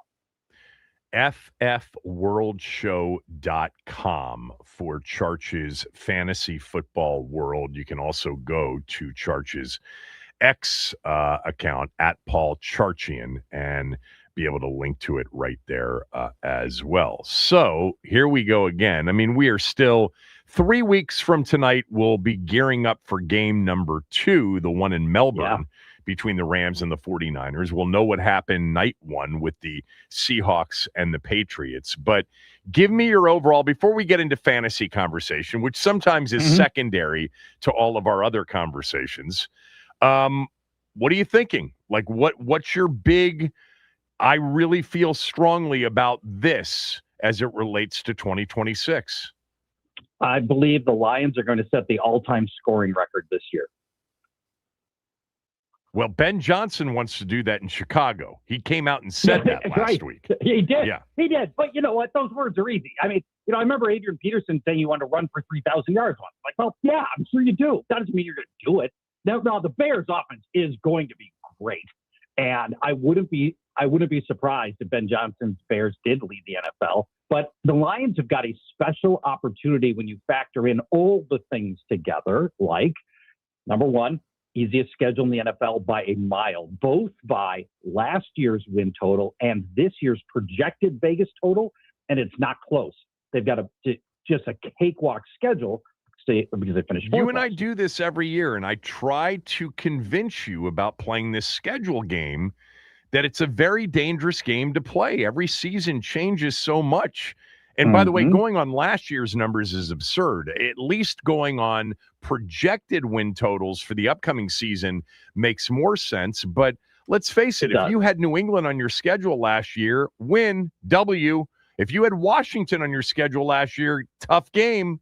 And every year, 7 teams come out of nowhere that are better than we thought, and 6 to 7 are much worse than we thought. And you don't know who they're going to be. Sure. Okay. Well, yes, that is all true. However, I will counter with this. If it's so strong, if the schedule is so strong, in all likelihood, even factoring in the variables that come every year, you still probably have a pretty favorable schedule, even if things don't break your way. So there's that. They now have a competent offensive coordinator. Last year's dip in productivity was in no small part because John Morton had no experience, didn't know what he was doing, and ultimately Dan Campbell fired him halfway through the season. Well, let me just interrupt real quickly, because do you know that he fired Johnny Morton right before they played Washington, which was Dan Campbell's first game calling plays? And I remember saying, your timing is impeccable, because in that game, Charch, with Dan Campbell calling plays for the first time, they had 9 drives in the game. They scored on the first 8 and ran the clock out on the 9th. Against the worst defense at that point in the NFL. His timing was perfect. But anyway, you like the Lions a lot. Yeah, Drew Petzing is now your offensive coordinator. He's got a lot of reps. The Arizona, for all the things that were wrong with Arizona last year, their offense wasn't one of them. They were trailing by 20 at halftime every game. But Petzing brings real experience, play calling experience, competency. I think your team should have made a real run for Petzing. That's a whole different conversation for another time. So that's if you want for one sort of hot take, Lions will set the scoring record this year. And the scoring record is still the Broncos of 2013, correct? I believe that is correct. Yeah. I should really have something I should know before I start talking off about. No, it is, because when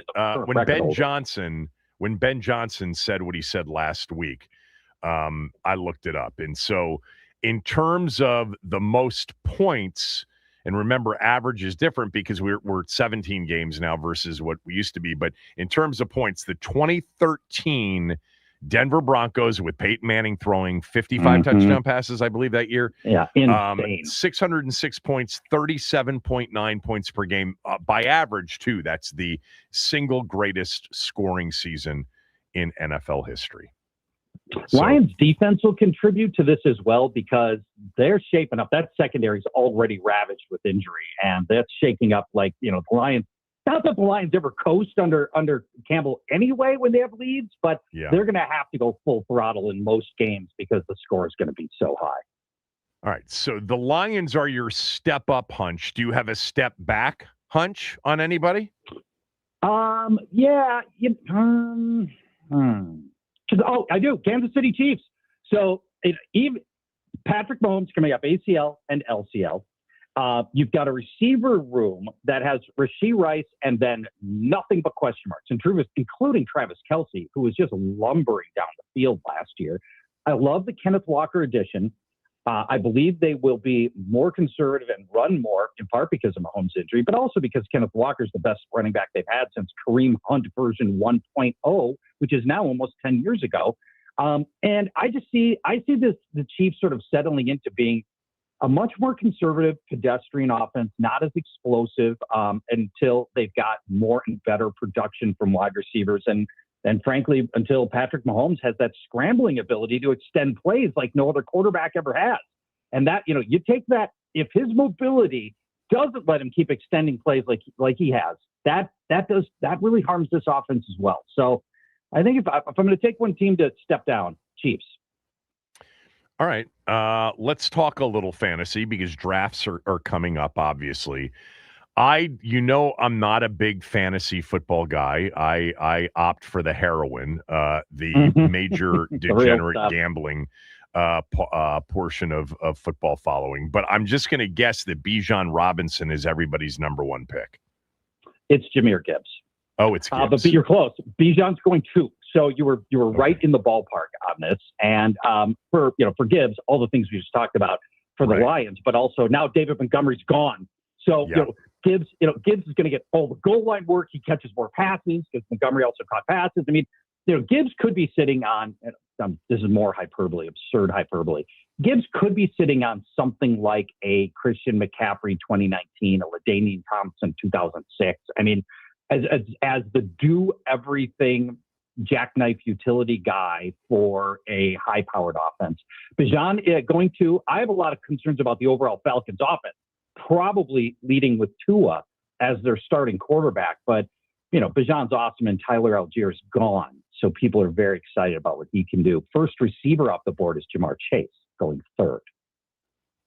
That makes sense, obviously, because, as long as Burrow, around here, and I think I talked about it earlier in the show today, or it could have been yesterday at this point. But, the big conversation around here is, will Jaden Daniels be able to play a healthy 2026? If he can, they're going to have a pretty decent team. If he can't, it's going to go very much like it did last year. But I pointed out that in places like Cincinnati and Baltimore, it's exactly the same thing that Bengals fans are saying. As long as Joe Burrow is healthy and plays 15, 16, 17 games, we're going to be good. In Baltimore, as long as Lamar is upright and healthy, we're going to be good. A lot more quarterbacks. I think it's one of those underrated conversations, Charch. A lot more quarterbacks miss more games than I think the average fan thinks about. Mahomes obviously missed. It was the first time he's been hurt. He missed a lot of games, but you had Jaden Daniels, Patrick Mahomes, Joe Burrow, all missing the significant majority of games last year, and others like Jackson missed key games too that cost teams that were supposed to be playoff teams a chance to compete for the playoffs. Well, and this is it's true for most teams. Your quarterback goes down and it's pretty much season over. The hope is that your quarterback only misses a month and you can somehow scrape together a couple of wins and not torpedo your year. But when you have the bigger injuries, I'm Jaden Daniels going 5th off the board in fantasy drafts, averaging in the 5th round, Kevin. That to me, it's just a little too heavy a price to pay for him when you look at the history of injury. I'm nervous about your offensive coordinator. Now, I understand your team has a good track record with young, hotshot, unproven offensive minds, and maybe David Blau is going to turn out to be that way. But there's a lot of questions. That was here. sarcasm, right? No. Give me our brilliant young offensive minds. Sean McVay. Okay, but that's fair. That whole staff, but Sean actually started basically as the tight ends coach or as a quality assistant. But yes, that's of course that whole staff. Yes. Yeah, so that's what I was referring to. I know there is some history with a young, unproven offensive coordinator. Yeah. The Diggs acquisition helps, but it's still pretty thin. Diggs doesn't have a ton left in the tank, and then the Tunsil injury is very real. I'm nervous about that part as well. And so, would I like to have Jaden Daniels as my quarterback? Sure, but would I pay a 5th round price to get him? Probably. That's probably a little rich for me when I factor in all those variables. You mentioned something, and I'm just curious. You mentioned LaDainian Tomlinson's 2006 season. What is the greatest fantasy football season in NFL history? Was that it? That's it. Yeah, I mean, it was like nothing we've seen before, and nothing we've seen since. McCaffrey came close in 2019, but that was a season where he ran for 1,800 yards. Mm-hmm. He's just rushing touchdowns, 28 rushing touchdowns. Then he caught another 56 passes for 500 yards and chipped in 3 more touchdowns to give him 31 on the year. Unbelievable season for LaDainian Tomlinson. I mean, do you think we'll ever see a season like that, considering that so many teams now really do have 2 backs? I mean, even Jahmyr Gibbs, like you mentioned, had David Montgomery. Bijan had Tyler Algier. So, they try to keep those backs, those super special backs, fresh. So does it make having another season like the one that LT had almost impossible or not? It's a lot harder because it's just fewer teams that have the audacity to put their player, the star player, in harm's way for that much over a full season. But Dan Campbell is exactly that guy. So it's not impossible, and I do think Gibbs can threaten it if everything breaks right. Well, mostly just staying healthy, and you've got to have a head coach with the will to give a great player the ball that much. And to your point, probably 26 teams out of 32 won't do that. But if you can get the right player in the right spot, and again, we have a chance to have it happen here this year. Yes, it could go down. Who is the highest ranked Washington player on the overall big board? It's Jaden Daniels, the first player going. And I think that's probably appropriate. The guy I want to talk about, I'd love to talk about your running game for just a minute and see if you think I'm crazy by this. I think the back that you're going to want, and one of my favorite sleepers, is Rachaad White. I like him more than Ja'Cory Krosky-Merritt. I believe he is a better all-around back, and I think that's almost indisputable when you factor in pass catching and blocking and other things. And I'm not sure Krosky-Merritt is all that good. Last year he had virtually no competition. They traded away Brian Robinson, of course. Chris Rodriguez, who I liked, but I always felt like he was underutilized in last year's offense. And here's a guy in White who was good enough that he got almost even playing time with Bucky Irving, who is great. Bucky Irving's way better than Ja'Cory Krosky-Merritt, and White was still carving into his playing time. White averaged 13 touches per game last year. I think Bucky Irving was hurt too for some of last year, right? Yeah, he was. He missed a month or so. I just feel like White's the better overall back. Krosky-Merritt is great in open space. So am I. I mean, every NFL player is great in open space. You put bodies around him. No offense. Yeah. Well, I'm better than you know. So let me jump in. I'm with you on Rachaad White. I think right now they've done a good job of sort of keeping that bottled up. Rachaad White actually injured his hamstring in the joint practice last week, but I've been feeling all off season, like especially early in the season when they have road games at Philly, at Dallas, then they've got Seattle coming in week 3, that they're going to want to make sure that they've got a veteran back there that is all around, and not just as a runner pass catcher, but as a pass blocker. But I will also tell you that Krosky Merritt has impressed. And this more zone run scheme with Blau, which is going to be more of a Sean McVay, combo with Ben Johnson style offense. You're going to see more zone, inside zone, outside zone as part of the run scheme. It's a natural for Krosky Merritt. That's kind of what he is. So he's going to play, but I definitely like White to be a major factor. I just had Dan Hellie on who's calling the preseason games, and I said, you get to talk to the coaches in the lead up to these things. Give me the players that you think they really like and that maybe fans are sleeping on. And he said Rachaad White, and I agree with that. Okay. So all right, there we go. Yeah. He's going late in fantasy drafts. In fact, let me quick pull up his data on this just in case anybody wants to try to capitalize on him in their upcoming fantasy drafts. He's going as running back 40 at pick 112 right now, and that is, to me, that's a steal. You're getting a starting running back, 32 teams, an NFL starting running back at running back 40. So I think there's a ton of value there, and he's one of my favorite sleepers. Like him a lot. Chigel Conklew's caught the eye of a lot of fantasy guys as well. Are you optimistic about his role in this offense? Very.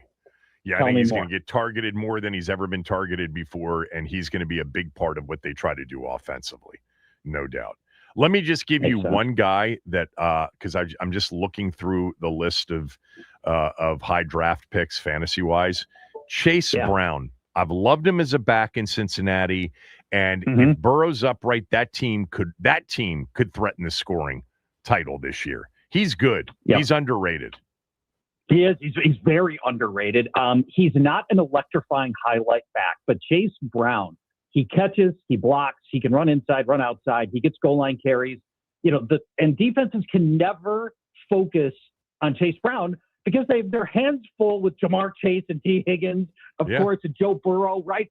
And so the running game from a defensive standpoint is always sort of an afterthought, and Brown picks up a lot of usage. One of the best things about Brown is most listeners can't even name the backup because Brown just gets the overwhelming majority of work on a great offense and finds his way to really good box scores most of the time. He is my running back number 8 overall. And somebody I'm ready to go to war with him as my top running back on my team, Chase Brown. You can get him in the second round of fantasy drafts. All right, I gotta run. We'll catch up on movies, music, and I don't know, politics and religion the next time we talk. All right, it's always great to have you on.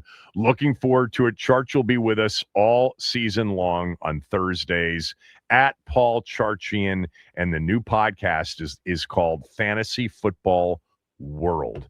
Talk to you. Thanks so much as always. Thank you. Bye-bye. Paul Charchian, everybody. Dan Quinn spoke today. Some of the injuries mounting. You'll hear some of what he said next.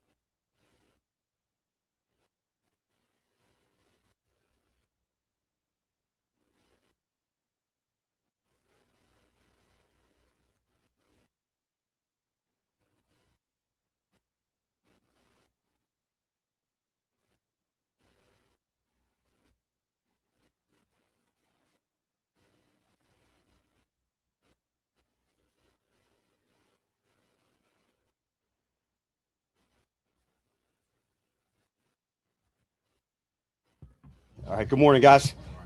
Today's practice, what you'll see some of will work some situations, some end of the game, different scenarios offensively, different scenarios defensively, and then we'll begin some prep with Detroit. So like the second half of practice would be similar to a Friday.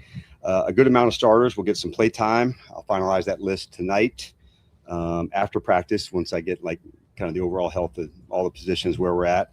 But a lot of the guys who sat out for Miami will get an opportunity to get some work in for this week, all obviously different amounts. So that's some updates for the team and ready to get rolling with you guys.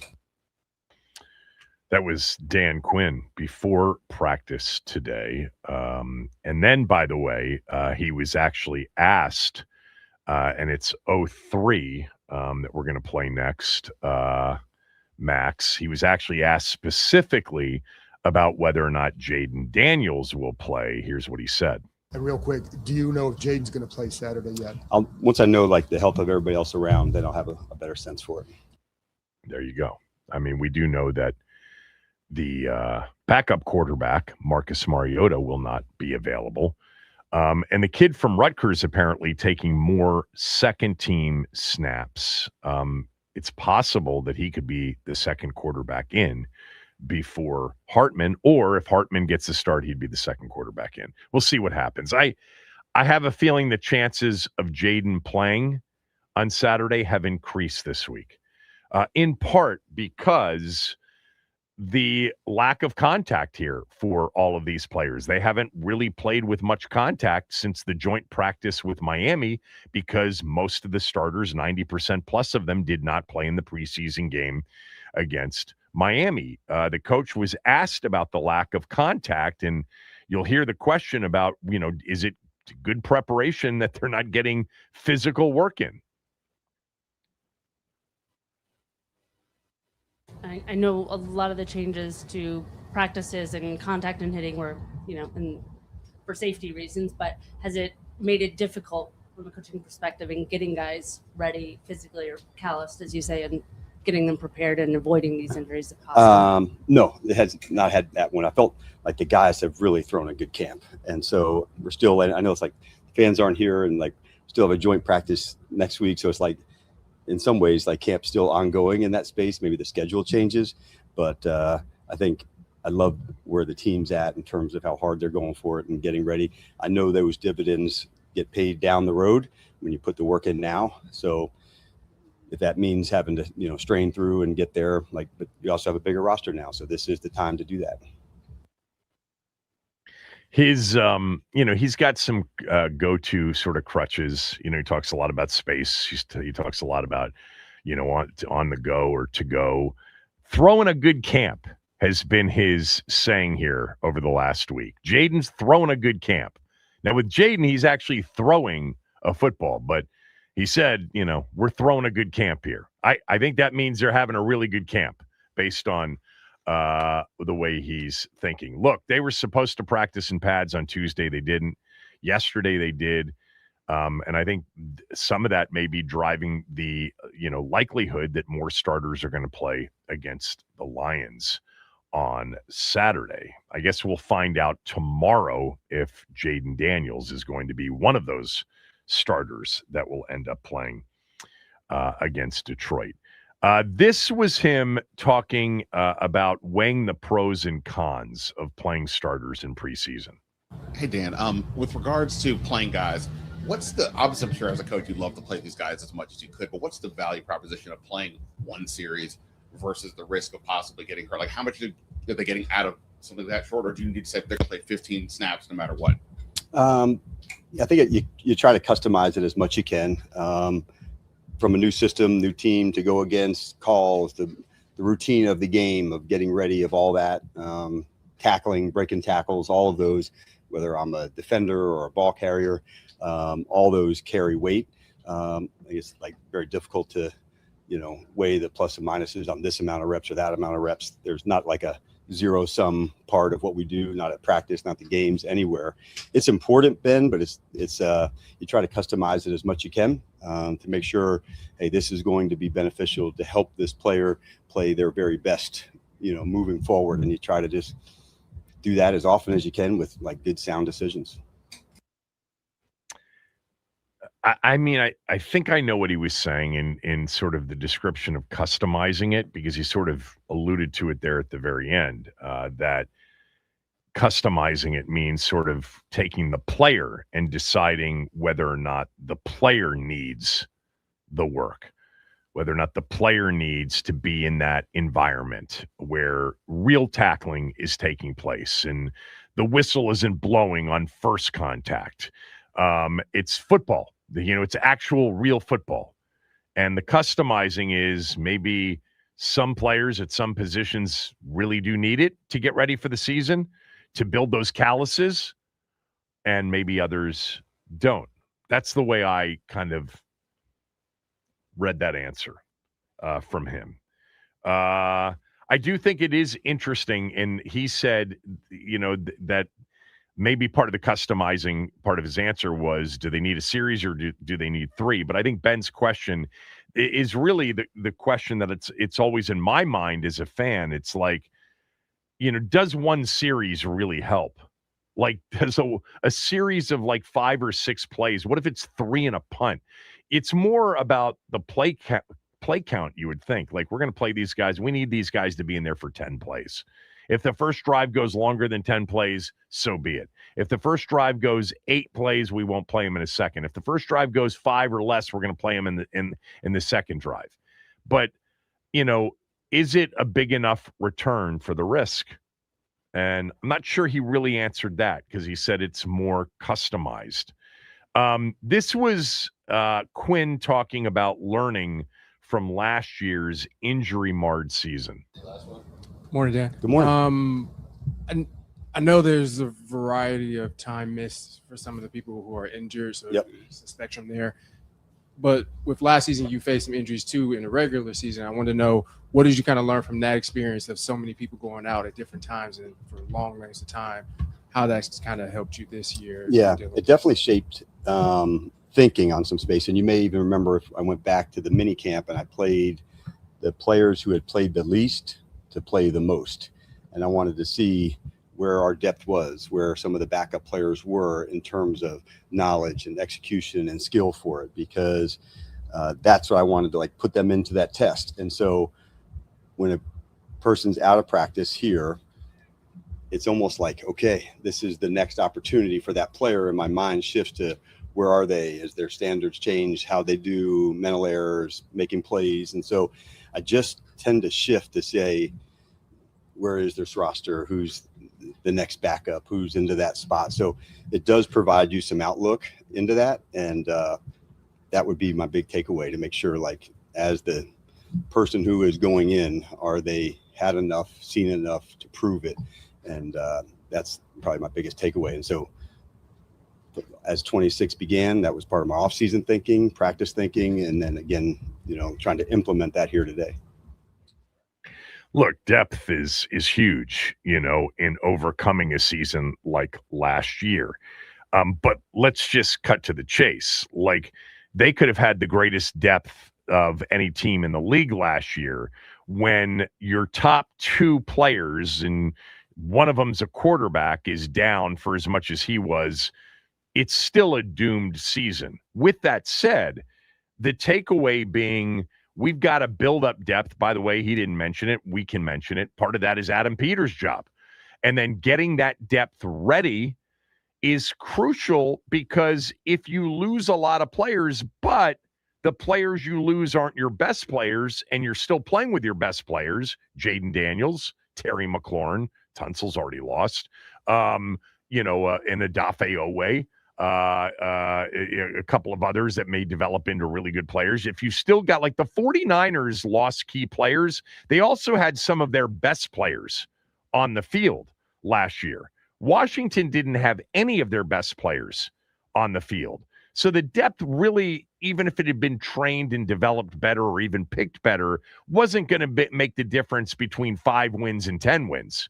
I mean, it could have been 5 wins and 7 wins. But if you have a lot of injuries and they're not to your best players and not to your quarterback, having that depth ready to go is huge. And so, Yeah. Look, the question was, what did you learn? The easy answer would have been, I learned that we're not a very good team without our best players, which every coach can say but won't say. I liked his answer because focusing on doing a better job of picking players to back up your starters and then developing and getting those players the level of work that will have them the most prepared if they actually have to play is big. And so fingers crossed that you don't have a season like last year.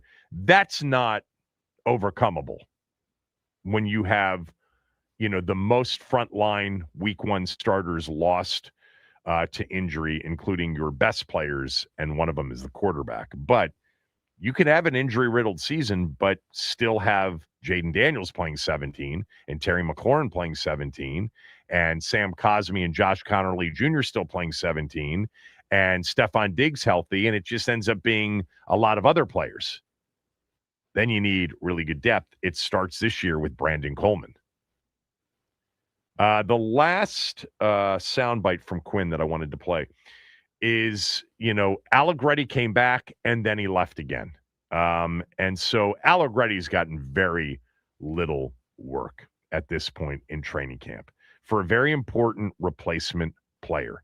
They moved on from Tyler Biadasz, who got hurt at a joint practice the other day. And they put in a player that everybody was scratching their heads, but they were very positive about, publicly and otherwise. Feel really good, they do, about Nick Allegretti. But he's had a rough start to camp health-wise. Here's what Quinn said.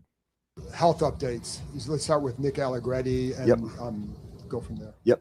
So Nick's cap was tight yesterday within practice, so we took him out. And then we did some imaging last night. And the good news, that came back clean. So we'll hold him from the game this weekend. He'll stay back here, rehab, and then, get another evaluation on, Sunday as what it looks like for the joint practices. Is there a concern with him, though? Because he only came back for a couple practices. You only have a few weeks before the season goes. What's the level of concern here? Yeah, for sure there's some. Anytime, like, you're not getting a lot of reps, for a whole training camp, that's a big deal. And so even for a player as experienced as Nick is, like, you want time on task to go. So I guess the silver lining is after the imaging of, no setback into that space, but just not quite there yet. So that's the good news. Yeah, I wonder what happens if, we now know that Allegretti is out through this weekend.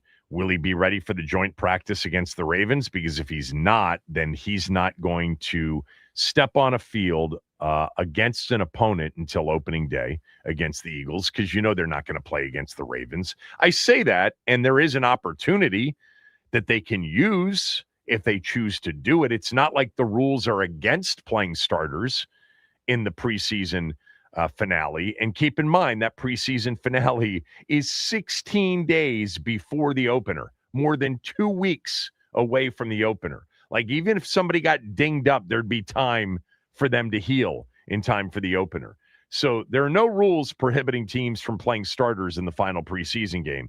But, man, it kind of feels like that with Allegretti out this week, if he's not in that joint practice against the Ravens, that's it. And then you wonder, with all of the work that Julian Good-Jones, Matt Goldman are getting, is there a possibility of somebody else starting at center in the opener because they've gotten most of the work?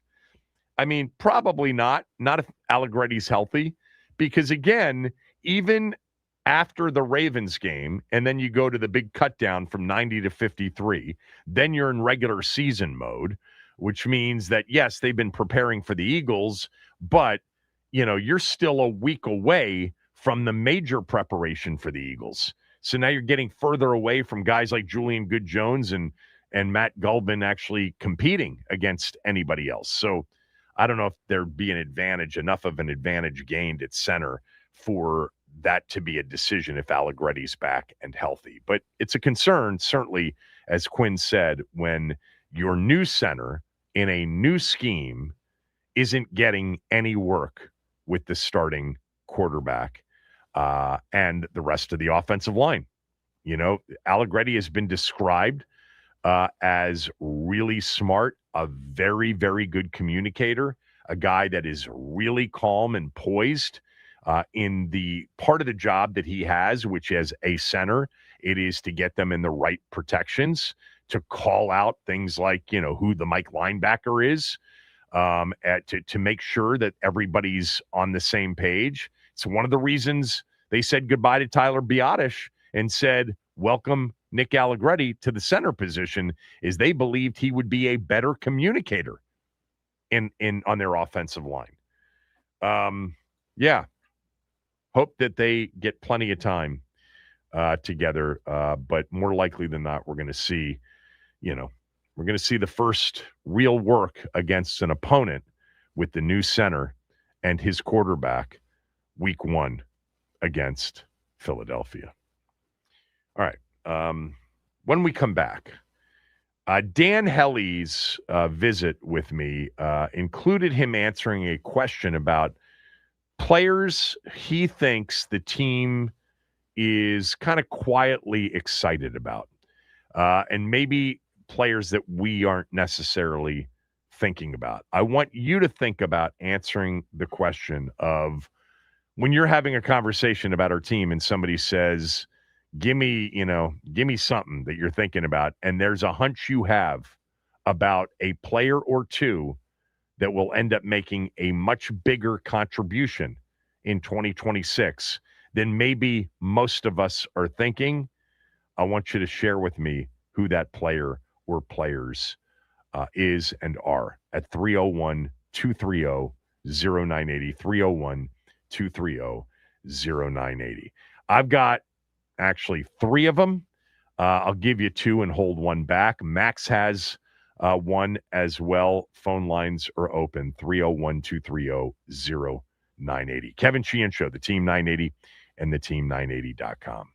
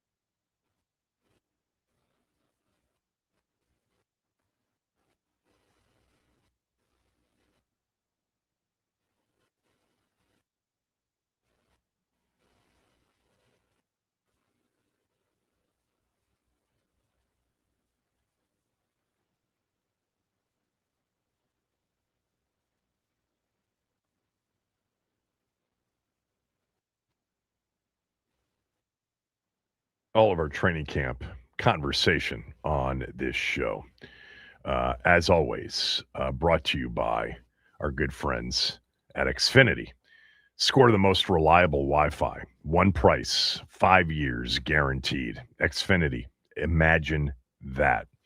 All right, so I had Dan Helly. He was actually on the podcast. I played it back here on the radio show today. And I asked him at one point, for him, not necessarily out of school talking, but, not for him to share anything that he can't. But who does he think they're excited about? A player or two that maybe fans aren't necessarily thinking of or talking about as much, but he feels they, as in the team, have a really strong feeling about. Here's what he said. I think they really like Joshua Josephs, the rookie out of Tennessee. He was drafted in the 5th round, and I feel like they think he's going to play this year.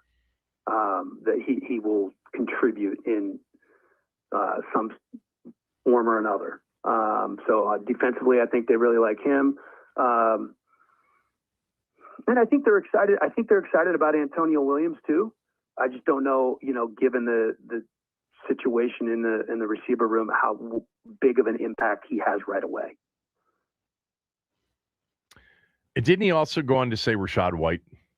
I believe he did. I wanted to keep it, brief. Okay. All right. So the phone lines are open at 301-230-0980. Who's your player? Who's the player you've got a hunch is going to make a much bigger contribution? It's not the breakout player necessarily. It might actually coincide with the person you think is a breakout player.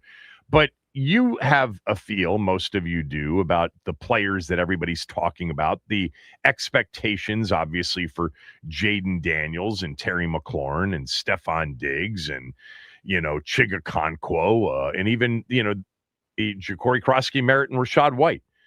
Somebody a little bit off the grid that it could be a starter that we're not talking about. I'll tell you what, no one's really talking that much about the front three.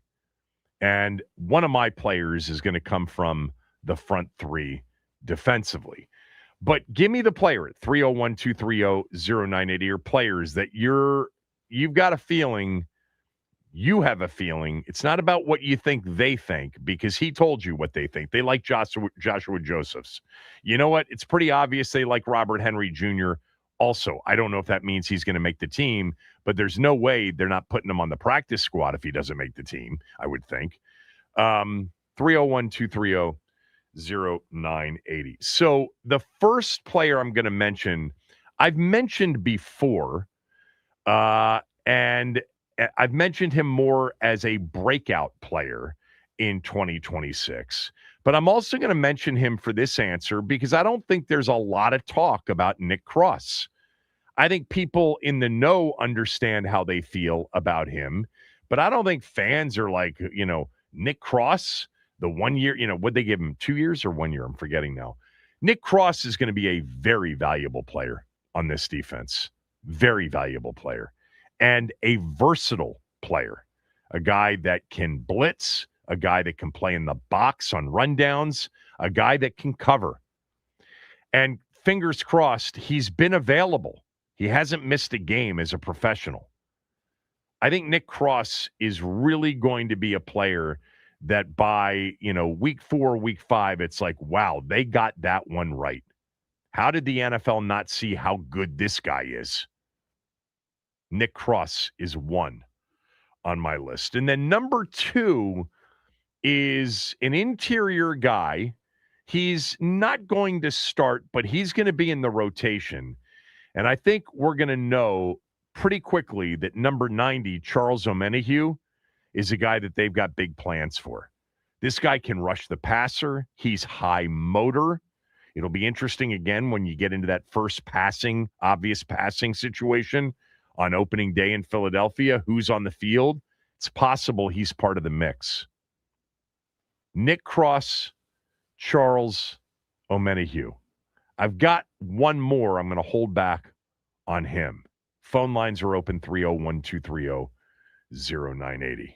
Who do you have, Max? Give me the guy you think is going to, be much better than most fans believe and make a much bigger contribution than most fans believe he will. So that's where I'm going with this. I'm not going to take one specific guy. I'm actually going to lump two positions together because they play right next to each other. I think the right side of our offensive line, Sam Cosmi and Josh Connerly, are going to be proved to be very, very, very big contributors going into this year, because last year they had been able to build up a lot of chemistry. Connerly filling out, learning a lot from Laramie Tunsil in this offseason. I think the right side of our offensive line is going to be paramount to the success of this team. And I mean, when Jaden drops back, that's the first place he's going to be looking. So keeping those guys out of his, or keeping defensive linemen and guys in the front seven out of his face, it's going to be big. So give me Sam Cosmi and Josh Connerly Jr. Cosmi and Connerly Jr., the right side of the offensive line. Yeah, I don't think there's a lot of talk. I think actually I think the fans generally feel comfortable about Connerly Jr. and definitely Sam Cosmi. Mm-hmm. All right, let's hit the phone lines. Let's start with our guy, Chris in Delaware. Chris, go ahead.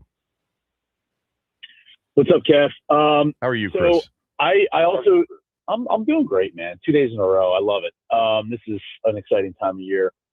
I think Josh Josephs is going to be probably that guy. I think a lot of the beat reporters and I think they have their eyes on that. And really the reason for him being the breakout guy is because Durante Jones' defense, I think, is going to feature guys who are extremely aggressive, moving downfield, but also being able to be sure tacklers on the outside in case of screens and stuff like that. So that's why I think positionally, and clearly we don't know what that defense exactly looks like, but that's the projection. So I think Josephs is the guy. And I'll give you one more.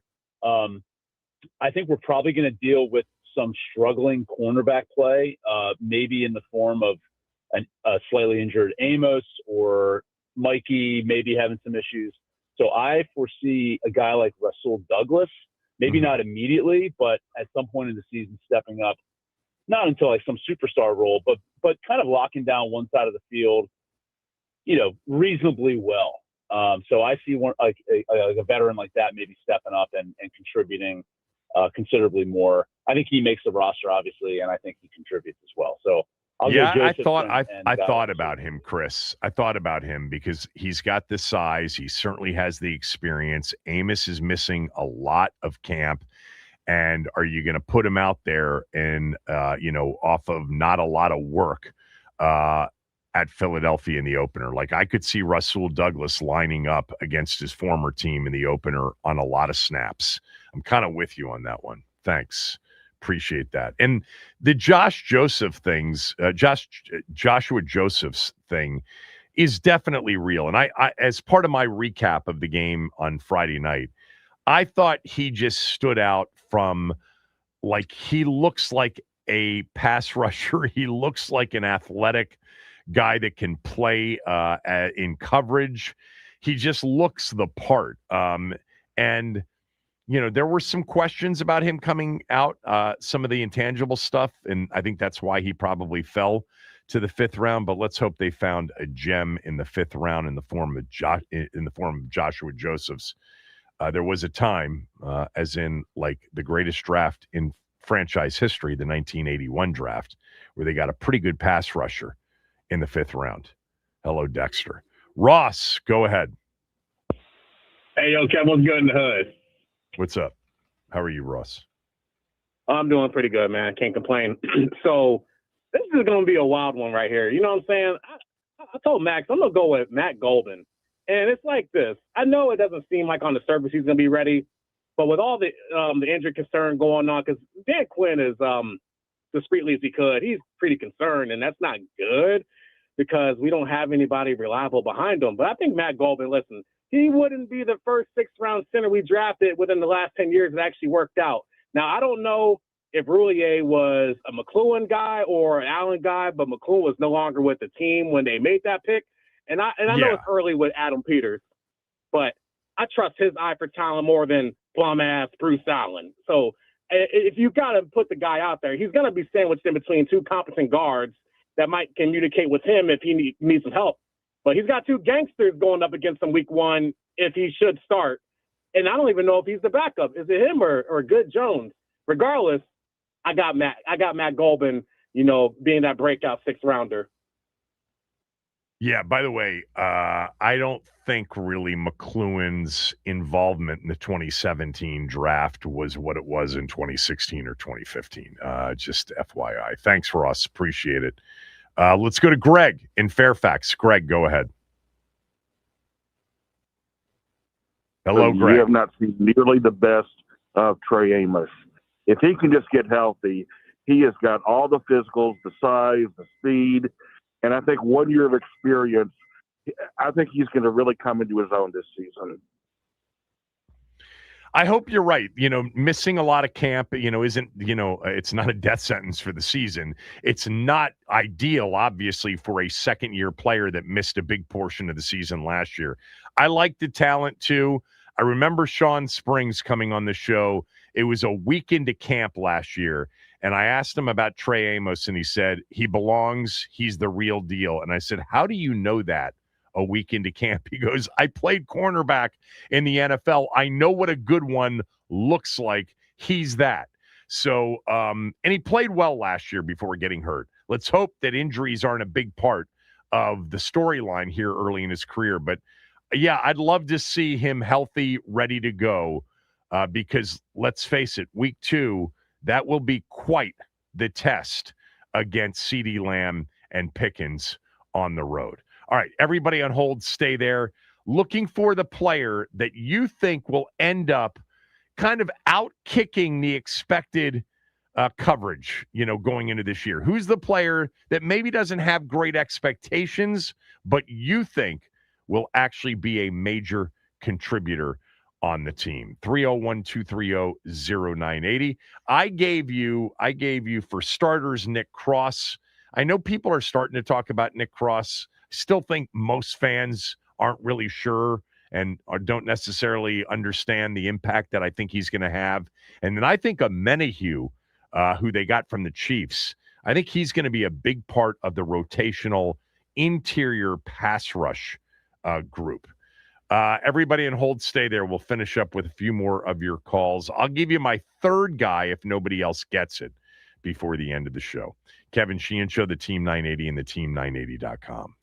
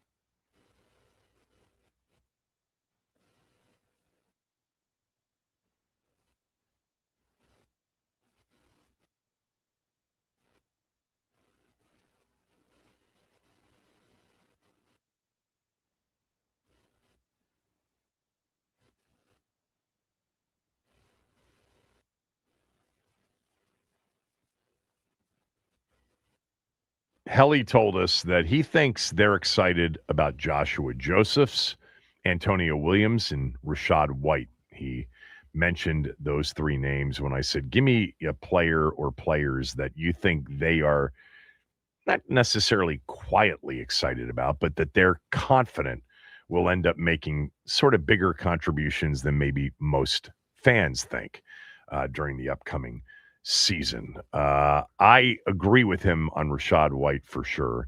I just wonder with Josephs as a rookie, how much opportunity he's going to get with the number of players that they brought in that are playing, in sort of pass rushing or linebacking, both pass rushing, run stopping, and coverage roles. They're heavy on a lot of bodies defensively that they brought in.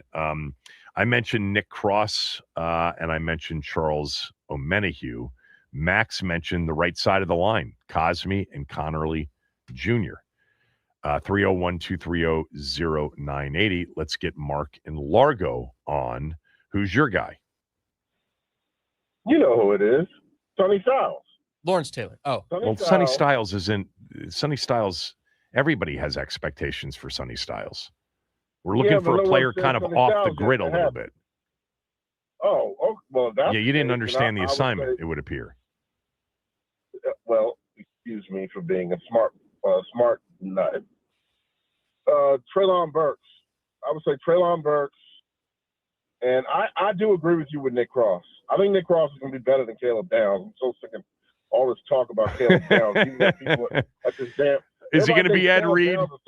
Tell me right Taylor. now, do we have Ed Reed? Do we have Sean Taylor? Do we have Ken Houston? Oh, my God. Everybody keeps talking about him like he's going to be one of those guys. My God, stop it. You've got to have a front four to do that. He had one at OSU. You've compared Sonny Styles to Lawrence Taylor.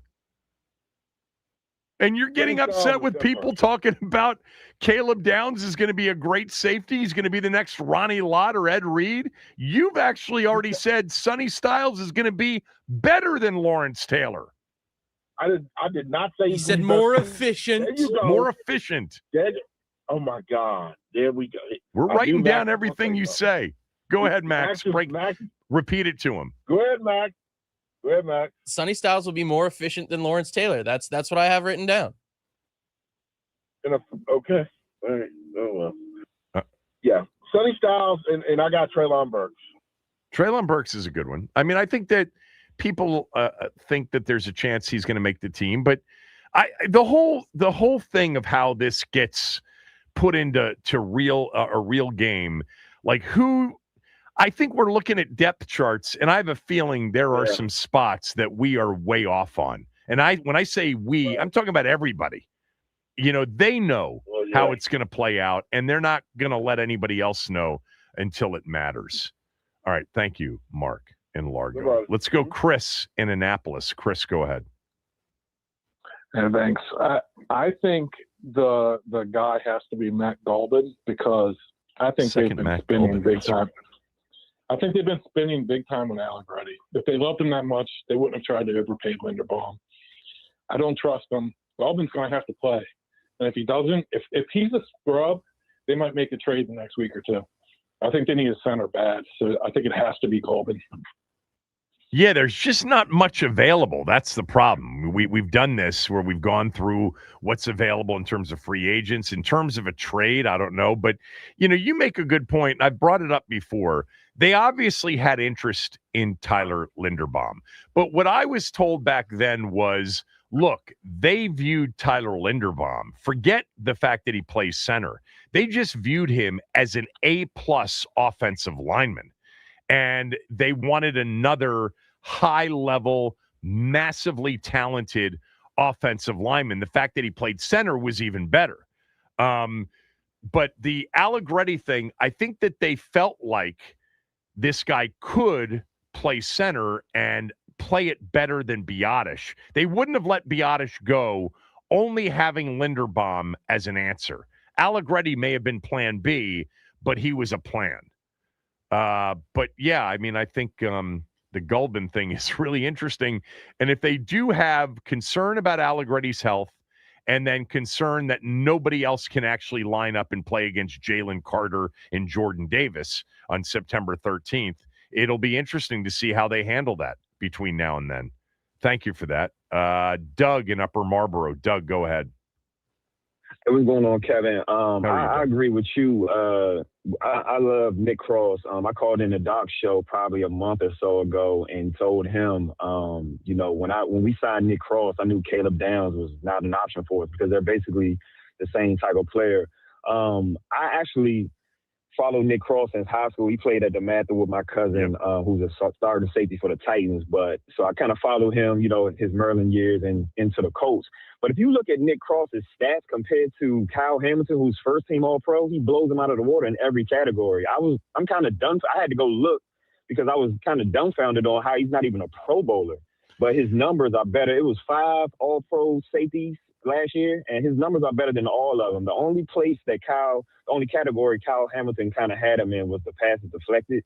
But other than that, tackles. Yeah, he's much taller. I mean, Hamilton's rangier. He's taller. He's a different player. I'd be careful about comparing the stats, but I will say this about something you just said. When ESPN was doing the top 10 position by position group as voted on by NFL execs, GMs, etc., I thought Nick Cross would, at the very least, pop up on like others receiving votes because he has been a very consistent player. He doesn't miss games, and he's an excellent tackler, an absolute A-level safety tackler. And everybody agrees that he is a super high IQ player. So I was a bit surprised. Like, we did a segment a few weeks ago about these top 10 and who's going to be on the list next year. And I said Cross and Okonkwo. Like, I could see easily when ESPN does the top 10 safeties next year that Nick Cross, slips in at number 10 or at number 9. And I could easily see Okonkwo being on that list as well. I'm with you on Cross. He's been a good player going back to Maryland, as you know, and to DeMatha before that. Doug, thanks for the call. Let's go to Kenny. Kenny's calling from Charlotte. Kenny, go ahead. What's up, Kev? How are you, Kenny? Good, man. I think with Nick Cross, man, and other defensive players in Indianapolis, that's kind of like a sunken place nationally. And several Indianapolis players, they don't really get the recognition on defense. But They've I'm gonna had hit a you good with defense. Yeah, I agree. I'm gonna hit you with Kayvon Chason, man. And when you say great expectations, I feel like when it comes to free agents, great expectations reflect in the contract.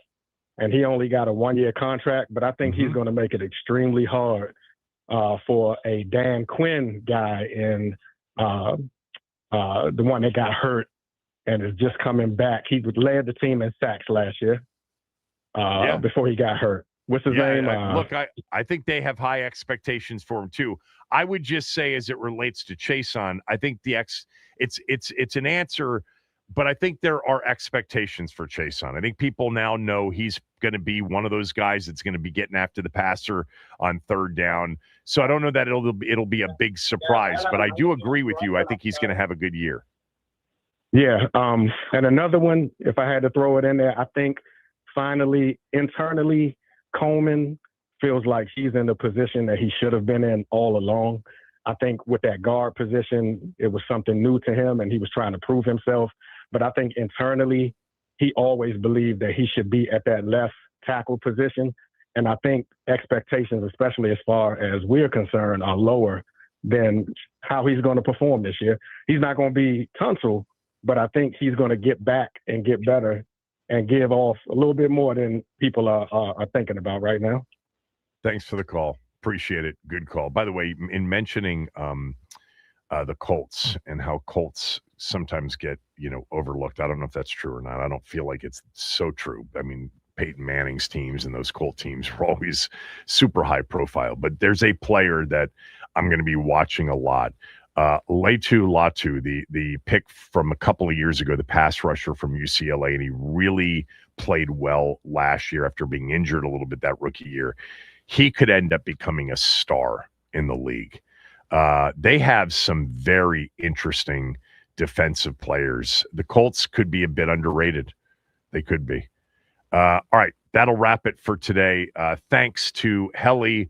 Thanks to all of you who called. Those of you I didn't get to, I apologize. We have more time to do this together. Chris Russell is next.